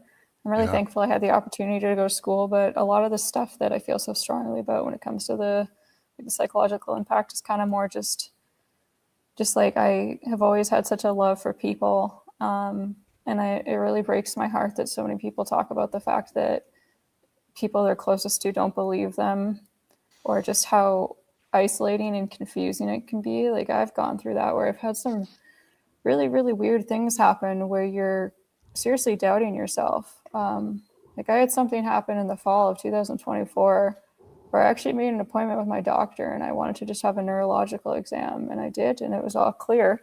But where you're just going like, what is happening? This is so weird. And I find that it can be like really hard for people. And I've had the pleasure of talking to a lot of people who talk about the fact that they don't like bringing this up because they get mocked or they're not believed. And that's just a real soft spot for me where I really feel for people. And like, if anyone ever wants to talk to me about something, I'm always honored to listen. And I think in this topic and I understand why that's the case. And obviously a lot of people are interested in watching stuff like that, but I feel like there's a lot of sensationalism and not always necessarily a lot of focus on how something impacts people. Even a lot of podcasts that I like, somebody will like use the word trauma earlier, Doug. Somebody will talk about something that clearly seriously affected them. And the host's response might be, like, how tall was it? And again, like we're all different people, so that's not a bad question to ask. But a lot of times I feel pretty bad for people because there seems to be so much focus on physically what they might have seen, or like what evidence did you get? And I'm always thinking like, this person is seriously affected by this. And people who talk about the fact that they're afraid to partake in their hobbies, they might not want to go hiking or camping or hunting anymore because they're afraid. And I just like, I really feel for people who have had that happen. And when I first got interested in this, aside from the Patterson-Gimlin film and just kind of all the actual evidence out there, that was something that was super compelling to me kind of from the beginning, was listening to the emotion in people's voice. If you're watching a video interview with somebody, seeing clearly how they're affected. And then the first time that I ended up meeting other people in real life who had had experiences was August of 2021. And it was such an amazing opportunity and very moving to me, spending the weekend camping with people. This was at this Alberta Sasquatch organization camp out, one of those. And the first year, I just was blown away and touched by how vulnerable people were. And again, people telling you these stories and then kind of saying like a little bit shyly, like, oh, like, I don't like to talk about this because my buddies all make fun of me, or my wife doesn't want to hear about this. That's an interesting observation. That's something I've noticed too. I'm kind of new to this too, and that's something I've noticed that I've tried to talk to people, friends that don't follow this or don't know what's going on or don't watch the show. When you talk to an eyewitness like that, you can tell they're shook. I mean, it just rattled their brain, and they're never the same again. That's a fascinating phenomenon, and I'm with you. It's sad. I've seen people. It really kind of wrecked them. But the flip side is shows like this, and we've had people come on and have just the ability to come on here and just openly tell their story without judgment. It really can help people a lot. So that's one of my favorite things about the show is when we have an opportunity like that, it's a big catharsis for people to just come out here and talk and tell their story, and we don't judge them. We're going to listen. Yeah, that's an interesting observation. Yeah, there's a lot more trauma that happens, especially with Class A sightings, where people are face to face, they get to see it. And we had the rare opportunity, I did, to bring in a really good hypnotist, a therapist and a hypnotist, and guide 5 eyewitnesses into a deep hypnosis to uncover the trauma that they had experienced. And it was pretty insane. It was far more intense than I even could have imagined. Yeah. The trauma that came out of people. We filmed all this. They were so gracious to let us film this because they didn't know what they were going to do or say. And so one of the things we're going to be doing, and it's a great place to announce it, we're going to Legend Meets Science it's been on quite a journey, but we have enough footage like where we can do an hour episode just on, for Legend Meets Science, just on the hypnosis. I mean, there's enough there. And I just really challenge anybody to watch that and go, oh, these people just made it up. No way. You know, Yeah. I was there. There's no way they made that up. In fact, we were lucky enough to have two twins that had a very scary experience and got to hypnotize them, or one of them, but the other one was there to observe and make the other one feel safe during hypnosis. And then the interviews before and after were very powerful. And like I said, it was all shocking at the trauma that people actually went through. Absolutely. You know? Yeah, It wasn't just, oh, I had a sighting, you know. That's not what happened. I look forward to seeing that. And yeah, I think that's really great. Like you were saying, Jeff, that you guys have this platform and you're able to be non-judgmental for people. I think that's such a big thing. Just so many people get tired of being judged. Like, again, I'm new to this and I don't mind being the person who's associated with a Sasquatch. Like I'm pretty open about it, but at the same time, I'm still a little reticent sometimes because I have people make fun of me or totally judge my character and be like, well, like you're obviously an idiot. It's like, okay, you can think that if you'd like, but even though like you don't want to care, especially if it's someone that you're close with in any way, it's like, I think that does impact you a little bit at least. Yeah. Do you want to read that comment, Jeff? The one that I threw up there? Also the way Bigfoot's hypnotized witnesses for years, you forget they saw them. Yeah, that's an interesting take on what we were just talking about. And that it could very well be true, that they do something to make people forget. Well, we've talked about this, like we talked about it just earlier. I think the infrasound's a big part of it. Infrasound and vibrations and humming. Who knows? Frequencies. I think that's a big part of it. I really do. I think that's kind of the secret to them seeming to disappear is that they don't disappear, just our eyes don't see them anymore. We know that can happen. Any of these things are possible. Yeah. Have you formed any theories on what these things could be? I mean, I've got a lot of ideas and they're kind of ever changing. Again, who knows? I certainly don't know. But like my thought for quite a while, and it's nothing concrete. It's all just kind of this amorphous, fuzzy feeling with thoughts. But I feel like they are a people, and I feel like they do definitely have abilities that we can't quite understand. I'm not going to even pretend I have any grasp on quantum physics. But when I first got into this, all of the stranger stuff that people talked about, I didn't completely write it off, but I didn't have a box for it. So I was like, the Gigantopithecus aplachi hypothesis, that makes sense to me. That's what I'm going to focus on. And then the more the time passed, I started to have stranger things happen to me where I was kind of humbled and thought, okay, I guess I'm interested in this weird stuff now. And the more time that passes, really the more open-minded I become. So I think that, and again, even to you guys, even here I know like you're a very open-minded, kind audience. I'm still kind of shy to say it, but I do believe that they have the ability to read our minds. How does that work? I don't know, but I've had some weird things happen. I've had a couple instances where it does seem like a thought is put into my mind that makes me pretty uncomfortable. I'm aware that it sounds kind of insane, so I feel strange about it, but I think that I definitely don't believe they're apes. I do think that they are some kind of people, and I have no idea how it works, but many different people have been talking about this for a really long time, that they're, like of the spirit and they walk with the lights and all these things, or like that comment said. I believe that's been something that different native tribes have talked about, the fact that they believe they can hypnotize you with their eyes.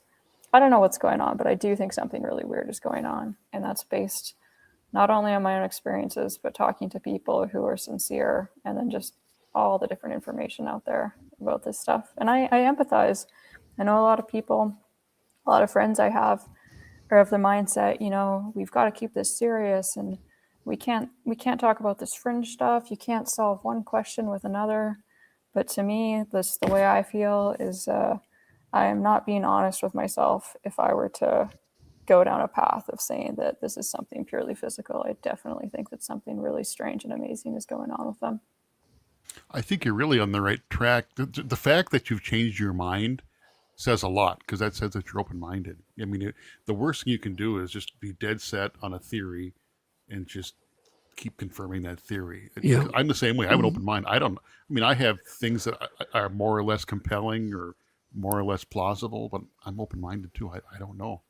I really don't know what's going on. And something too, like, I don't know exactly how to phrase this, but let's say somebody is a skeptic and they absolutely believe that Sasquatch are just an ape, like just a regular kind of animal in the woods that happens to walk on 2 feet and be more intelligent than a bear or something. And I think that for those people, and there is like something to this, that again, it's like, I think it's very important to be objective and questioning yourself and going, okay, like, what do I know? You know, like maybe that seemed weird, but was it really strange? Or am I just kind of getting excited here? But I think a lot of people who are in the skeptical kind of ape camp don't realize how, like, I'm very thankful that I have the mindset I do today. But when weird things started happening to me, I didn't want it.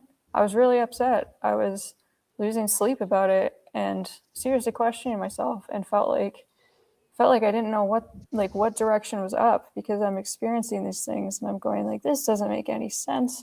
You know, I'm however years old, you've got a mindset, you think you know how the world works, and then you experience things that really push back against that. Like, it's not at all, for me anyhow, like it wasn't at all a pleasant experience to go from, let's say, more like physical, kind of secular, materialistic. It wasn't comfortable going from that to weird. I think a lot of people go like, oh, you've jumped to that weird camp because you just are frustrated that you don't have answers.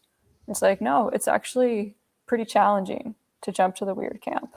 And most people do it, I think, because they've experienced something strange or because something has happened to somebody that they trust.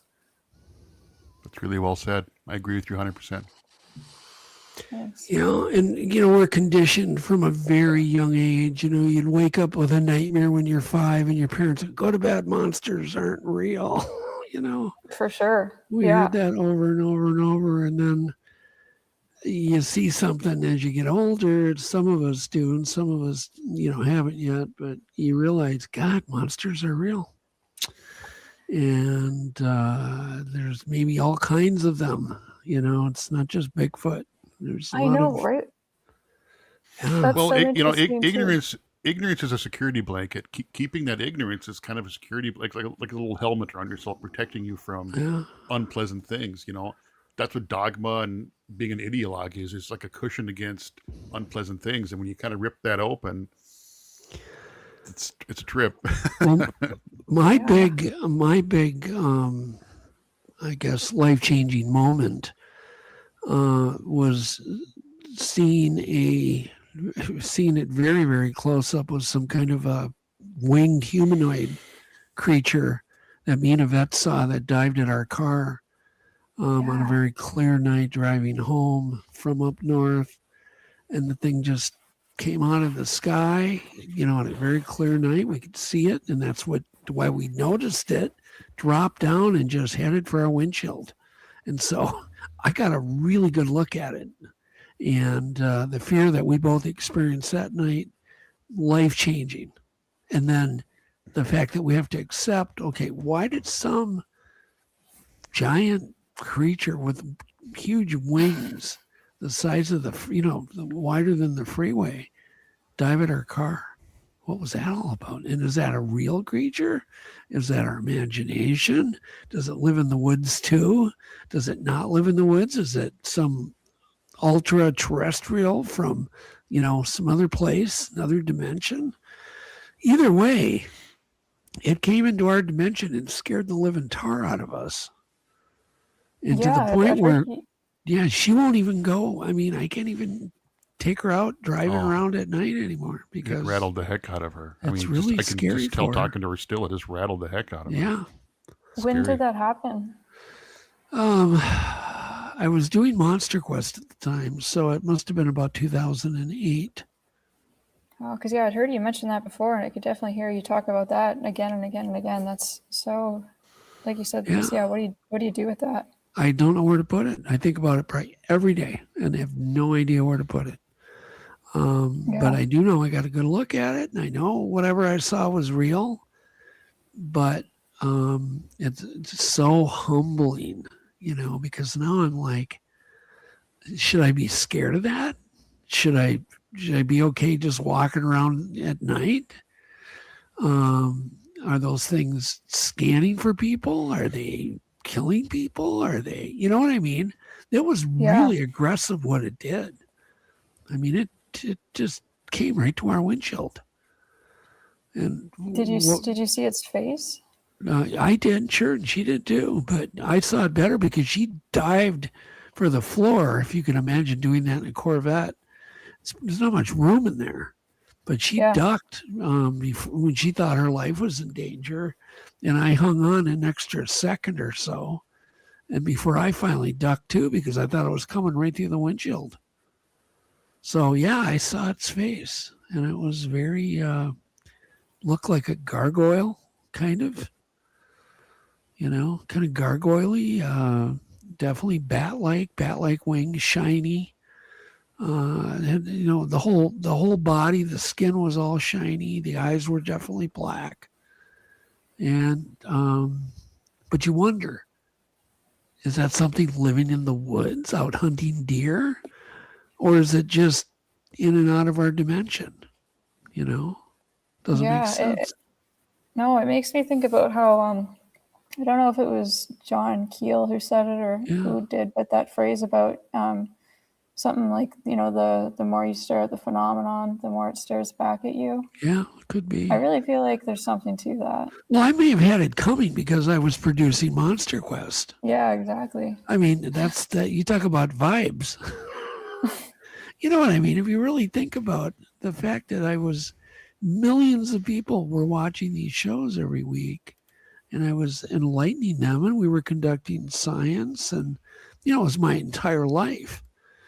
And then did something take notice of me? But the other weird thing is I had refused to do a episode on winged humans or winged humanoids. Wow. They wanted me to, and I was like, well, what science am I going to do? Right. It's not really anything physical. There's no footage really. There's just nothing. There's a lot of anecdotal stories.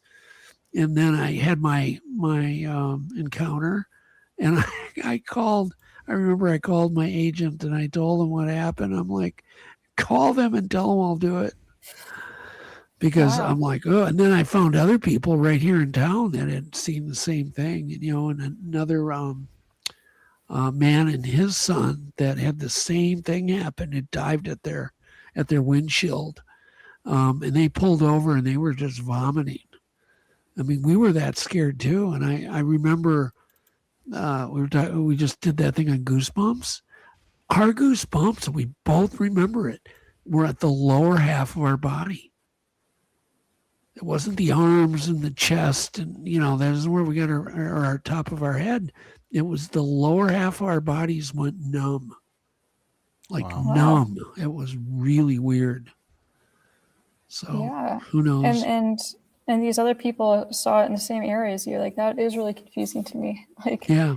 Because it doesn't seem like a biological entity at all. So why would it be? Right. Exactly. Yeah. Well, that's what I worry about. I take the garbage out. And I go, anytime I'm out at night, doesn't matter where I am, my head's on a swivel. Because I'm like, what if I didn't have my car to protect me? Yeah. Could you imagine walking and having something like that dive at you? Terrifying.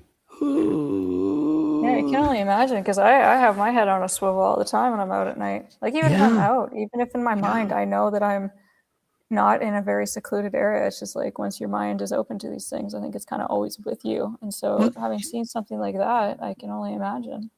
I mean, it makes the world magical. It's kind of like probably how early man felt when they were walking with dinosaurs, if they were, you know what I mean, where they were these kind of predators like saber-toothed tigers and, you know, birds that were 8 feet tall and, you know, things that could get you. Generally, humans, we don't have that fear anymore. But once you're in the know, you do again. Yeah. You realize we're not the apex. You know? Yeah, it's humbling. That's the biggest thing, is it's humbling. You know, and I know, here's what I love about you, Jeff, because you've not seen anything. I really haven't. But you have the most sincere belief. I do. You know, you're very sincere that way. He has no skepticism. He absolutely believes his friends. Well, no, I actually, I approach everything with a skeptic well, you know what I mean. But I believe you, the stories you've told me, and other friends that we've talked to, I believe that they're telling me the truth. Yeah, but I don't ever sense any sarcasm or anything. No, I don't know. I don't know the answer. I'm not going to tell you you're wrong or you're making anything up, or I don't know. I'm open-minded. There's just so much. I remember telling Yvette, going, well, that really works good. I can't tell anybody about this. You know, what happened to us because I'm the MonsterQuest guy. Well, they're going to really believe that one. Yeah. And so we didn't tell anybody. And finally, it was like years and years later, I told Lon Strickler. And then after I told him, I felt really good. You know, it felt good to just dump on somebody. And then eventually I just said, you can tell whoever you want. I don't care. And I've heard her telling of the story too, I think twice now. And I mean, there's no question that she saw something. Oh, yeah. I mean, it's just, I can just tell talking to her. It rattled her to her core. Yeah. It still does. So I get that feeling, and I've had encounters with creatures I haven't been able to see up at like Snell Grove and other places where I didn't see anything. And then I've had encounters where I've seen these creatures really close up, but I'm in the safety of my car. We've had 2 encounters where, you know, both of them were in the car and we're driving. And one we got within 3 or 4 feet from. I mean, you can't mistake what you're seeing. There's just no way. Not when they're out in the open. But I don't feel any trauma. But I don't feel the trauma from those. Yeah, what was the other sighting you had in the car? We were driving. We had gone, actually drove quite a ways to a bakery. And we were coming back kind of at dusk, you know, and through this area that Jeff knows. It's all wooded and swampy, and there's a bunch of swampy lakes. And there's been so many sightings in that area. It's nuts. And we were just driving, and, you know, we're always looking, you know, because we know how many sightings there have been there, but we had never seen one there. And there's a Bigfoot walking alongside the road in the ditch, just plowing through the alders, you know, a little spindly new growth of trees. And it's pretty much out in the open, but it's massive. And I was struck by the coloration of it. It was absolutely beautiful. It was gray with, I should say it's black with gray splotches, but very even, the gray splotches on the hair. So we saw it from the back, but we really got a good look at it. And then it kind of dived down into a lower area, and it went into the Rondell Lake area. Mm-hmm. Which Joe had a sighting there. I just got back. It was funny. I went up to buy an old rusty motorcycle. I think I didn't want much for it. I wanted to kind of restore it this winter. And I went over to his house, and it happened to be by that lake. And I'm there 5 minutes. He's got about 10 acres of forest. And I get up there, and he takes me back to the barn to go see the bike that's been in the barn for 50 years. And we get back there, and a tree starts. I can start hearing this cracking of this giant tree, cracking and cracking and more cracking. And then go boom, and the ground shakes, and the tree comes down. I looked at him and I go, "Do you have Bigfoots on your property?" He goes, "I think I do." I go, "How often do trees come down?" He goes, "Only when I come back to the barn." I'm like, "Oh." So he started asking me all these questions. Would that, he said, one of the questions, he goes, "Would that explain the giant feces? I was mowing the yard and it was like, it's like 3 foot long by blah, blah, blah." Yeah. Would that explain our cast iron grill getting thrown off the deck last night? Yeah. Would that, he just kept asking questions. Would that explain the deer skeleton that got beautifully laid out in our driveway here a week ago? Yep. I just kept going, yep. And he's been living there 31 years and living with all these experiences. He probably never told anybody ever. No, I guarantee he's never told anybody. He hasn't talked about it. And it's a fascinating thing. But I wasn't even there 2 minutes. And this giant tree is coming down. And there's no wind. And it was definitely pushed down. Yeah, I remember you saying that. That's so cool. Yeah. It makes me want to tell about what I told you, Jeff, when we spoke on the phone. But with trees coming down. You got a story with a tree coming down? Yeah. Tell it. So it was the summer before last, and at this time, again, my mind is kind of getting more open to things. So I decided that mentally I was going to ask for a sign if the Sasquatch were around. And I remember that it was the third time I had done this. So nothing happened on the first or second time, but I was laying in bed at night. We're at the cabin, Michael's sleeping. I was laying on my back, just trying to calm my body down, kind of get ready for bed. And mentally I said, Sasquatch people, if you're here, could you please give me a sign? And within seconds, a tree came down outside. And I don't know, it made me, I was shocked and I was emotional and I felt kind of crazy. And I had the sound of it going down on the recorder. And then 3 weeks later, the next time we were at the cabin, Michael was reading. It was nighttime. It was, let's say, probably 11 or something. He was reading, and I just sat with my hands clasped, and I did the same thing. I, again, mentally asked for a sign. And again, within seconds, a tree came down, and I remember opening my eyes and looking at Michael and just feeling insane, feeling so much adrenaline running through me, and my eyes were watering, and I felt like, am I dreaming right now? Did that just happen? Because of all the time I spent at the cabin, I had never heard a tree go down. And then to hear two go down in such a short period of time, both times when I asked for a sign, both times without wind, I'm not trying to convince anyone of anything, but for me, that was very meaningful. Yeah, definitely odd. So, yeah, the chances of that happening right then is pretty nil. Yeah, and then I alluded to earlier, just with really strange things happening and questioning yourself, and how I wanted to go to my doctor and just rule out the possibility of anything neurologically being wrong with me.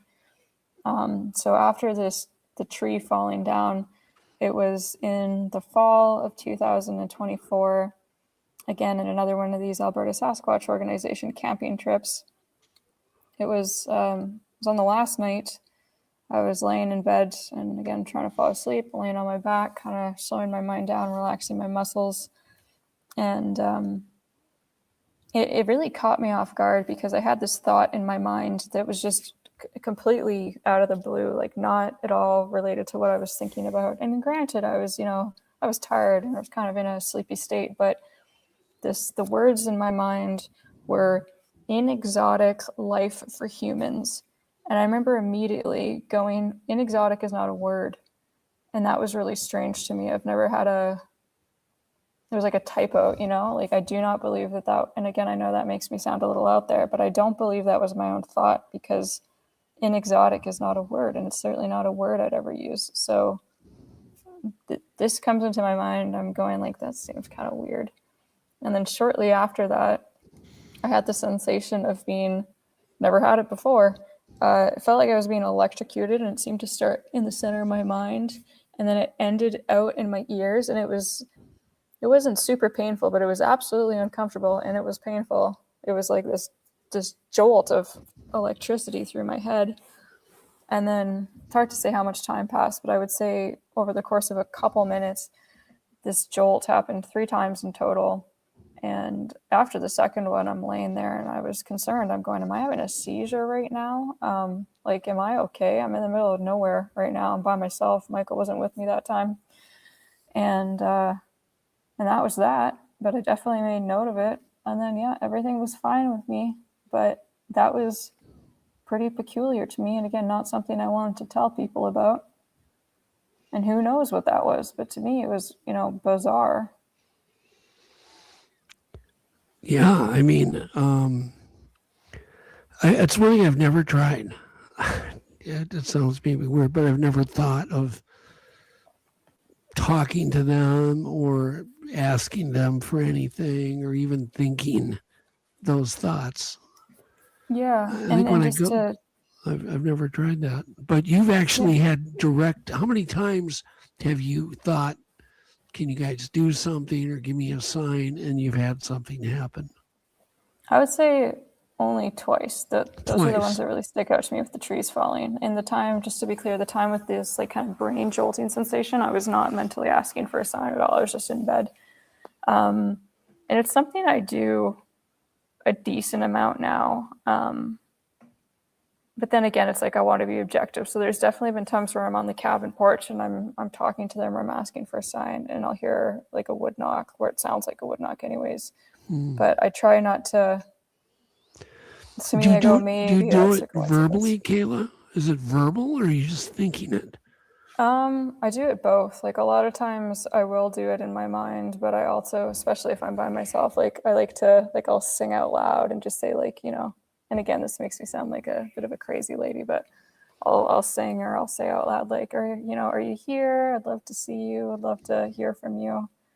And then, I would really, really love to see one day, but I know that seeing one for people, even if Sasquatch is already on your radar, can be really, really shocking and frightening. So you don't know what you don't know, but I would love to see one day. Me too. Just to get people caught up, yes, Kayla is from Canada, Alberta to be exact. And her parents have a cabin, right? Yeah. Sounds like it's on a beautiful place too. Yeah. Yeah, it's really nice. It's my parents have a cabin, and then about 200 yards away, there's a little cabin that's like just mine. So again, it doesn't really matter, but it's like. Have you ever heard of not deer? That's one weird thing that we saw. But that's one weird thing that I saw that with, Doug and I saw a not deer. It was a perfect miniature doe. I mean, I know white-tailed deer extremely well. It was not a fawn. It was not a fawn. It just was not. It was a fawn-sized adult doe. And 3 of us saw it at the same time. Bizarre, man. It was bizarre. Like I said, I know it was not a fawn. It just wasn't. It was scaled way down. Yeah. To cat-sized. I mean, it was smaller than a fawn. It was tiny, but it was proportioned exactly like an adult doe. Yep. Maybe 4 feet tall. How did you feel when you 3 saw feet it? tall. Like, was it unsettling at the time? Or was it just kind of more curious? I don't know. What did you think? It was just like, did we really just see that? Because we were talking like, did we really just see that? Was that my imagination? We all saw it. Yeah. It was me, you, and who else was with us? Can't remember who was with us, but we all saw it. It's like, what the? That was just so weird, and it's crystal clear in my brain. I can remember it vividly. It was not, like I said, it was not a fawn. Well, be glad you didn't see this. It says Paul Eno, rest in peace, used to talk about translucent, half-manifested deer. Totally true. Deer are used for shape-shifting and screen memories. There you go. Who knows? Yeah, again, it's like it's so far out there from the things I used to think, but I am very open to the shape shifting. I think that there is enough oral tradition of that. I think there's something to it. There's people with contemporary reports of that, and then who knows? But I've had 2 different times where a deer has just run right up to me. One time it was a fawn, the other time it was like a full-grown deer. It's just a strange behavior. You go like, why is this deer, who appears to be healthy, coming right up to me? Weird. Yeah, it's strange stuff. Yeah. This is totally separate from what we're talking about, but just something I want to bring up too, because I sent you some pictures. It was the summer before last, and this happened right before I saw the kind of glowing red light in the window there. But I had left these. I'm gonna just open the file. So in audio and images, it's the one titled like "Sticks on Porch, Bracelets Gone," and so I put these 2 beaded rainbow bracelets on these tree branches that when we were kids, my brother had built a fort. And so the fort is like mostly gone, but there's these branches there. So they're snap-on bracelets, and I put both of them around the tree. And then end of June, Michael and I came out to the cabin, and on the porch, there were all these sticks, and every stick that was there was touching the other. Of particular interest to me was one that was, there was like one stick that seemed to be really hooked underneath another one. And the direction where, if let's say there's a huge windstorm and the stick would have fallen there, it should not have been hooked in that direction under this other branch. So we come and we find all these sticks on the porch, and we thought it was pretty interesting, right away. Again, I'm trying not to jump to conclusions, but I'm going, this seems kind of bizarre. And then we brought our stuff into the cabin, and then I thought, hey, I want to go check and see if those bracelets are still there. And the bracelets were gone. And then it's not exciting footage, but I've got like an 8-minute video of me the next day walking around the cabin, showing the fire pit right near the cabin. It's the same distance from the trees. And if there had been a wild windstorm, I would have expected to see a relatively even distribution of fresh branches all over the place, but that was not the case at all. Yeah, that's a really weird thing on the tree. The thing on the tree, that my brother put there, that is nothing anomalous, but it was like the bracelets. Okay. Yeah. So he put that up, so you just put the bracelets there. Yeah. And those are the bracelets, the colored. Okay. Yeah, and then when they were gone as well. So again, when we came, it was evening, but the next day, and like we were there for the weekend, I looked multiple times all around that tree. I couldn't see any beads. So I'm thinking like, if a little critter were to have nibbled these off, I would have thought there'd be beads somewhere. And then just in conjunction with, I had never arrived to the porch in years of finding tons of sticks on the porch. Did they have any blue beads? I think so. Let's see, because it was, I think, like kind of the whole rainbow. They seem to. Yeah, definitely blue. Yeah, they seem to love blue. I'll just give you a clue on that. I remember writing that down when we spoke, yeah. Yeah, and then blue, uncannily enough, any animal I can see in the UV range, blue is always their favorite color. I didn't know that. I just read that like 2 weeks ago in a scientific study. Blue is like also a color that other animals that see in UV seem to favor. So there you go. But cool. Are you gonna do research like that again with the gifting and like personally, I guess what are your plans this summer? Obviously you're gonna do more. Yeah, I'm so excited to get back out there this summer. I don't even like to and again, like zero disrespect at all to anyone else, but just like for me personally, I don't call what I do research. I just say that I'm like a massive enthusiast, and I'm always just kind of going out with an open mind and seeing what happens. But I have put more things in that same area, like on those branches that were nailed to the tree. I put a bunch of sunflowers there. I put other bracelets, put a big crystal. None of that was ever taken.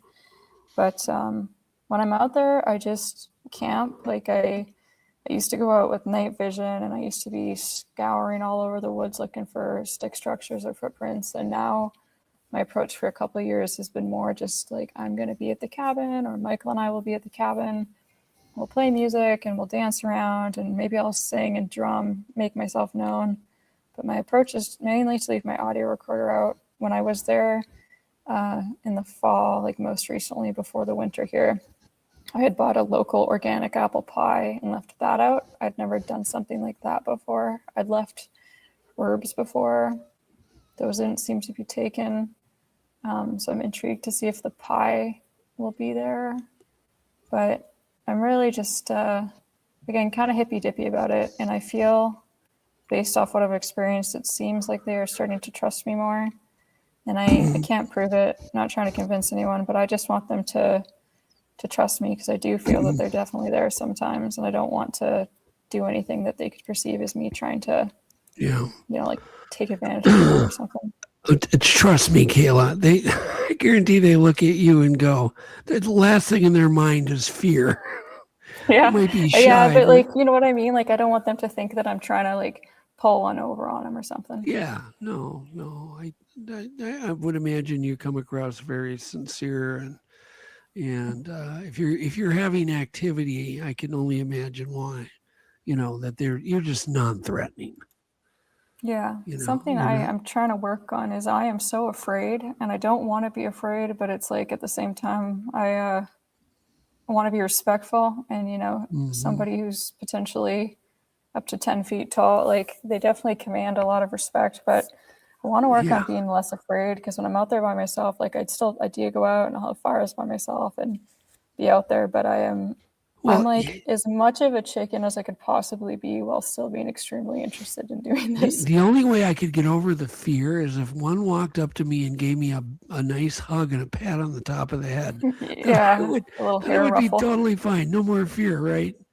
But until that moment happens, I'm like, I don't know what I'm dealing with. I'm still a little nervous in the woods alone. Yeah. Yeah, there was a time like the fall before last where I was out there by myself, and I was making a fire. So I was like making my little teepee of sticks, getting larger and larger. And I had a branch that was like maybe an inch in diameter. I cracked over my knee. And as I was going to set it on my little teepee structure, I got it on the recorder. So it was like 8 wood knocks that were just so loud. And it's hard to tell distance with sound, obviously, but it sounded so close that it really freaked me out. And I decided to not have a fire.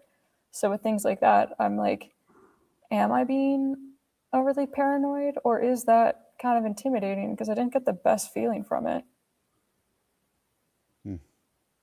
So, and do you, at this point, think that people have gone missing because of them, or do you buy into any of that, or do you think that these things operate on more fear than we even have of them? That's kind of my theory, that they operate on fear. They're afraid of everything, and that's led to their survival and staying hidden pretty much. Yeah, I don't want to believe that people are going missing because of them, but at the same time, I don't want to be like naive and ignorant, and I do think there's a real possibility of that. I know this doesn't sound great, but like I've said this to Michael before, we talk about it, and I'm like, because he kind of has more of a, like, I want to think highly of them, but then, like I said, I don't want to be naive and silly. Yeah. Whereas he, a lot of times, is more like, hey, look at this behavior they seem to do. Doesn't that seem kind of dark? And I've said to him, and again, this doesn't sound great, but it's like, let's say that you're some massive, powerful Sasquatch, and you see like a husband at a campground terribly abusing his wife and kids or something. I can imagine a situation in where you would maybe take somebody. I hope that doesn't happen, but I do think it's been talked about for so long that there's very likely, like, I do think something's there. Well, what if they just take you out of curiosity? They don't have to necessarily drag you off because they want to kill you. They might just drag you off because they're curious. Yeah, it seems like that's real too, like Albert Ostman and other stories like that. I do feel like there's probably something to that. So that is always in the back of my mind when I'm out there. And then something else, I think I might have mentioned this too when we spoke on the phone, but in 1935, my great-grandfather went missing right in that area. And it seems like he drowned in the river That is most likely what happened. But on nights where I'm feeling particularly afraid, and I'll listen to my gut and I'll say, okay, Kayla, let's go inside. We're feeling pretty freaked out. Yeah. But on nights where I'm afraid, like that absolutely is in my mind. Is it likely? Probably not. But when I'm feeling afraid, I go, oh dear, like, you know, did my great grandfather get taken? Probably not. But well, some of the things they do come across pretty violent. You know, I've been in cabins numerous times where big rocks or big chunk of wood has been thrown at the cabin so violently. With no other reason but to shake you up and make you afraid. So I'm like, are they doing that because they're friendly? I don't know. Are they doing that for some reason we don't know?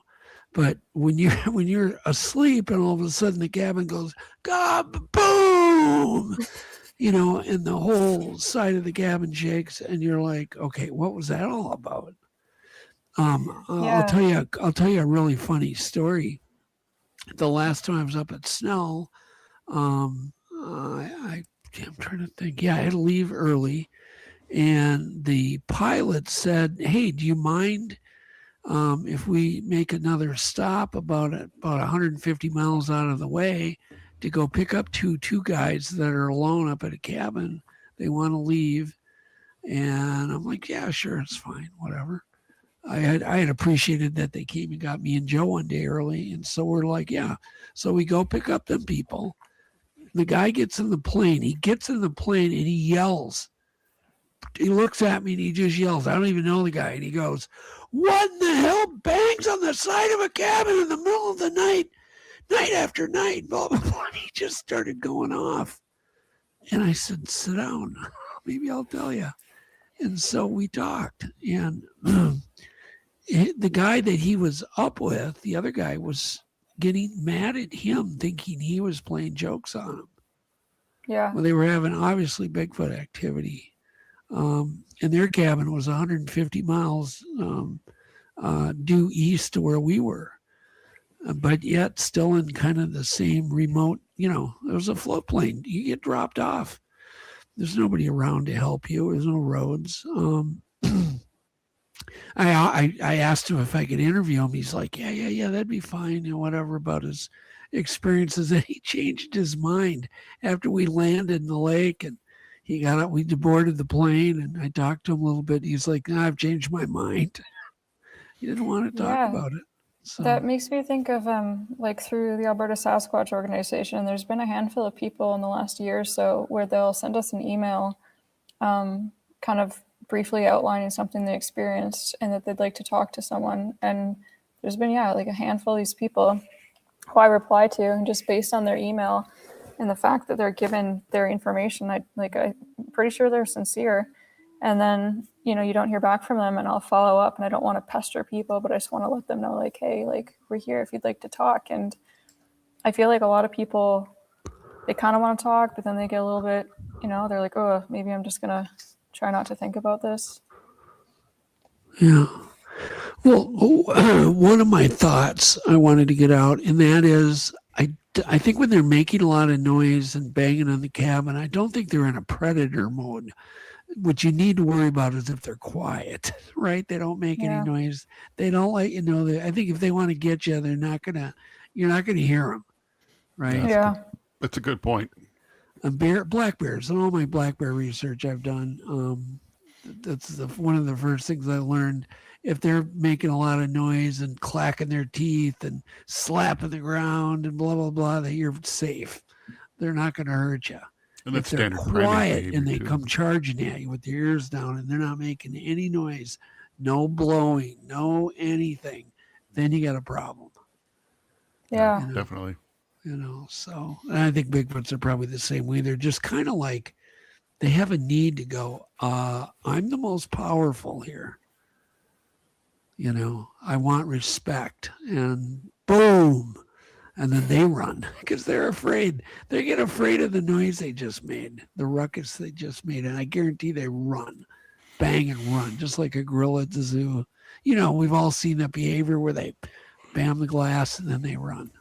I think it's the same thing. I don't know. But then that puts them in the ape category. So, and then I get all confused going, well, that's like ape behavior. Well, we're all primates. No, I know, but banging something and running is very much an ape behavior. And I've experienced it so many times. Yeah, you talking about that makes me want to tell you guys about, again, it was a couple summers ago, but please. I was at my brother and his girlfriend's place, and they live about 45 minutes away from the cabin. So, like closer to the mountains there. And they've got this little cabin down by this body of water on the property, and it hadn't been used in a long time. And so I slept in there one night, and I definitely wasn't thinking that I was going to have anything strange happen to me. Like, it is relatively remote, but again, not too far away from a town. And I was sitting on the porch for a while and just felt like very on edge. I was too chicken, so decided to go in. And then I was sleeping up on the loft. And when I was up there, again, I was like super in my head about it, but I was definitely hearing something messing with the screen door. It wasn't windy, and it was like I could hear like the handle being manipulated, which was extremely creepy and unsettling. And then at a certain point in the night, like while I was trying to read something, I'd taken a side-by-side down there, and it sounded exactly like something just like smacked it with an open palm. And yeah, I wonder, like, are they curious? Again, it doesn't give me a great feeling. Messing with the doorknob, I didn't like that at all. It was exciting, but I didn't like it, and I was happy when the sun came up. So, we'll get into some more details on this, on the doorknob, and I mean, it's like let's back up. Just try to maybe get into some more. Paint us the picture a little bit clearer. Yeah. Again, that one was a while back. It was like, I think it's summer of 2022, so I can't remember just clearly, but I know that night I had put tobacco out and I had been playing music outside for a while. Sitting on the porch, it was really nice. It was actually, there was fireflies out that night. It was just like very picturesque, and I was wanting to sit out there for a bit, but I was feeling very on edge, totally subjective, but I just had a kind of a creepy feeling and was having trouble sitting there. Because at first I was on the edge of the porch where you would normally sit to hang out on a porch. And then I ended up moving my chair where I literally had the chair right against the door because I was just feeling so on edge. And at a certain point, I was like, this is ridiculous. I'm right on the door, but I'm still afraid, so I'm going to go inside. So I went up to the loft, and I was reading a book. And I can't remember how long it went on for. I mostly remember like supremely doubting myself, but at the same time going, and this was a place I'd never slept in before also. But it was like, it's not windy. Doorknobs don't rattle on their own. And there was definitely just like this metallic sound coming from the door. And I'm in this loft, so I couldn't see it. And I definitely wasn't about to go down there, go open the door and check it out. But there's the sound of something touching the doorknob. And then when there was the sound of something seemingly thumping the side by side, I was actually recording a voice note to a friend. And I stopped in the voice note, and I said, I was like, there's just a thump outside. And then I had left my recorder out on the porch and definitely picked up the thump sound. Don't remember anything else being picked up from that, but it was just pretty intriguing to me. And then there was another time, actually, shortly after that Michael and I slept out there. It was the only 2 nights I've spent out there at their place in that little cabin, but we were upstairs in the loft, and we were awake and we were talking, and it picked it up on the recorder, but it sounded so weird. There was something walking outside through the grass really quickly, and it just sounded really bizarre. Like, it sounded like something on 2 feet walking really, really fast, and maybe it was like a marten. It just sounded really strange. I don't know. So, haven't your mother and father had any experiences up at the cabin? Haven't you questioned them? Have they heard things that they've got to have heard something? Yeah, so they haven't really, but I think it's interesting. As I said, this is not something my mom is interested in, but she's supportive and will listen to me talk about it. She has said to me many, many times that I need to go inside at night and give the animals their space at night, and that's how she handles things when she's at the cabin. She always says, like, as soon as it's nighttime, it's time to go inside, which, you know, like you just made a noise, right? That does make me curious. So it's something I'll kind of poke her about here and there. I don't want to put words into my mom's mouth, but I honestly wouldn't be surprised. She's alluded very subtly to this kind of activity. Yeah, like my mom loves animals. She loves nature. She grew up right around where the cabin's at, so it's very possible that she is just really looking out for the bears and foxes and whatever, but just she has such an insistence on when it's nighttime, it's time to go inside for the night. And then my dad hasn't had anything in particular happen at the cabin, other than a couple times he and I have been out there around the fire, just the two of us, and we'll hear like huffing in the trees. And one time we were driving on the side by side, and again, you know, animals huff, but it just seems plausible, but kind of unlikely to me that a bear would approach a fire where two people are loudly talking and not preparing any food at all to be huffing in the woods. Possible, but the last one that we heard was in this most recent fall, and in my notes I wrote down, and we were talking, it sounded like a horse kind of like exhaling. And then in September of 2021, I had an experience with my dad that actually was the first major thing I would say that really kind of opened my mind to the stranger side of stuff. Because again, at that point, I'm thinking, okay, they are probably apes. This is all very interesting, but I'm going to focus on the physical stuff. And so this was at the acreage that I grew up on, again, a ways outside of Edmonton. So by no means a remote area.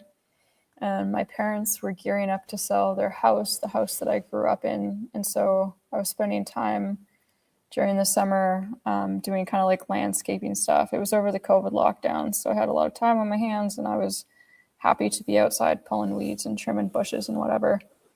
And so virtually every time I was out there, I had my speaker and I was listening to a Sasquatch podcast. And this one afternoon I was doing that, and my dad brought me out an iced tea, and then we were sitting on this retaining wall, both drinking iced tea and talking. And the tree line was about 10 feet behind us. And this was, it was like September 20th, I think. And the trees around there, it's mostly poplar trees. Based on the time of year, there wasn't a ton of vegetation. It wasn't like in spring when there's a lot of new growth. So point being, the leaves were changing in these little poplar trees. You could clearly see into the forest. And so we're sitting talking, and then at a certain point we hear this loud bipedal footfall behind us. And there wasn't a question in my mind. I just assumed it was my mom, but kind of as I'm turning around, I'm thinking to myself, like, what is my mother doing right now? Because for her to have gotten back there, the house was in front of us, we're hearing this from behind us, it would have been such a bizarre path. She would have essentially like trespassed on someone else's property. My mom is not a jokester. I was just confused as I'm turning. I'm like, why is mom coming up on us like this? And I don't know how many footsteps we heard, but it was definitely like a handful of these footsteps. Clearly something on 2 feet. Clearly sounded like a human. Wasn't even questioning that. And when I turned around, I didn't see anything. And then looking at my dad had this look on his face where he looked just like clearly confused and shocked. And he told me that he had seen something that was, he said, like 2 or 2.5 feet, like 3 feet tall around there, that was brown and looked like a little kid. And even though that was a long time ago that happened, like when I talk about it still, you can probably tell. I don't know, it kind of bothers me because it doesn't make any sense to me why I wouldn't have seen it, why my dad did. I know what I heard, and I absolutely heard what sounded like human footfall. And it's something that my dad and I talk about, like he'll bring it up on his own, I'll bring it up. because that was really strange to me, and it really made me go like, what's happening? And we shouldn't. Did my dad see like a baby Sasquatch? That seems highly unlikely. Why did he see it? I didn't.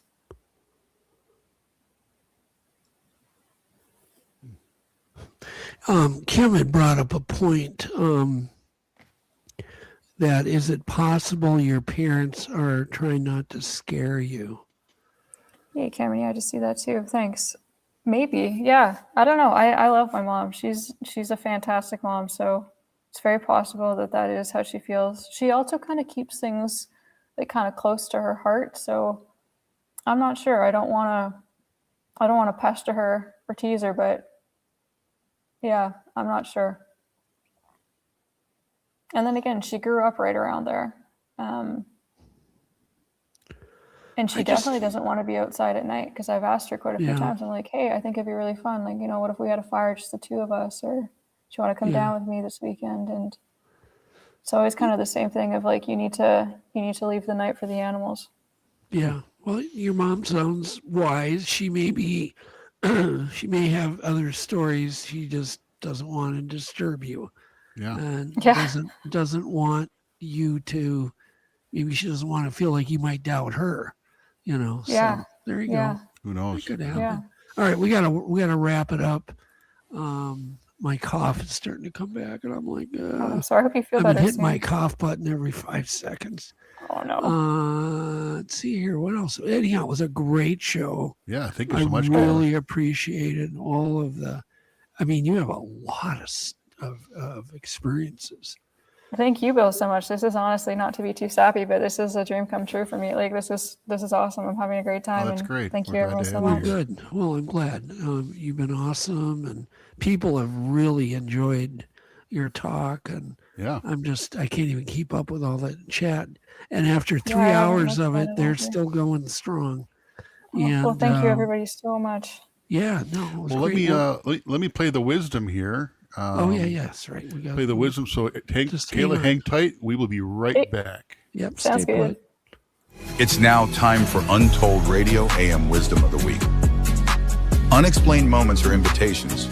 They stretch what you think you know and make room for growth. Sit with uncertainty long enough to ask better questions, because curiosity is often more powerful than certainty. What you don't yet understand can sharpen awareness, deepen humility, and open paths you'd never see if everything fit neatly into place. Good night. We hope to see you all next week. If you like the show tonight, please consider giving us a thumbs up, leaving a nice comment, and most of all, subscribing and hitting the bell so you will be notified when a new episode is dropping. Also, please share this episode. Now back to Doug and Jeff for our wrap. And we are back.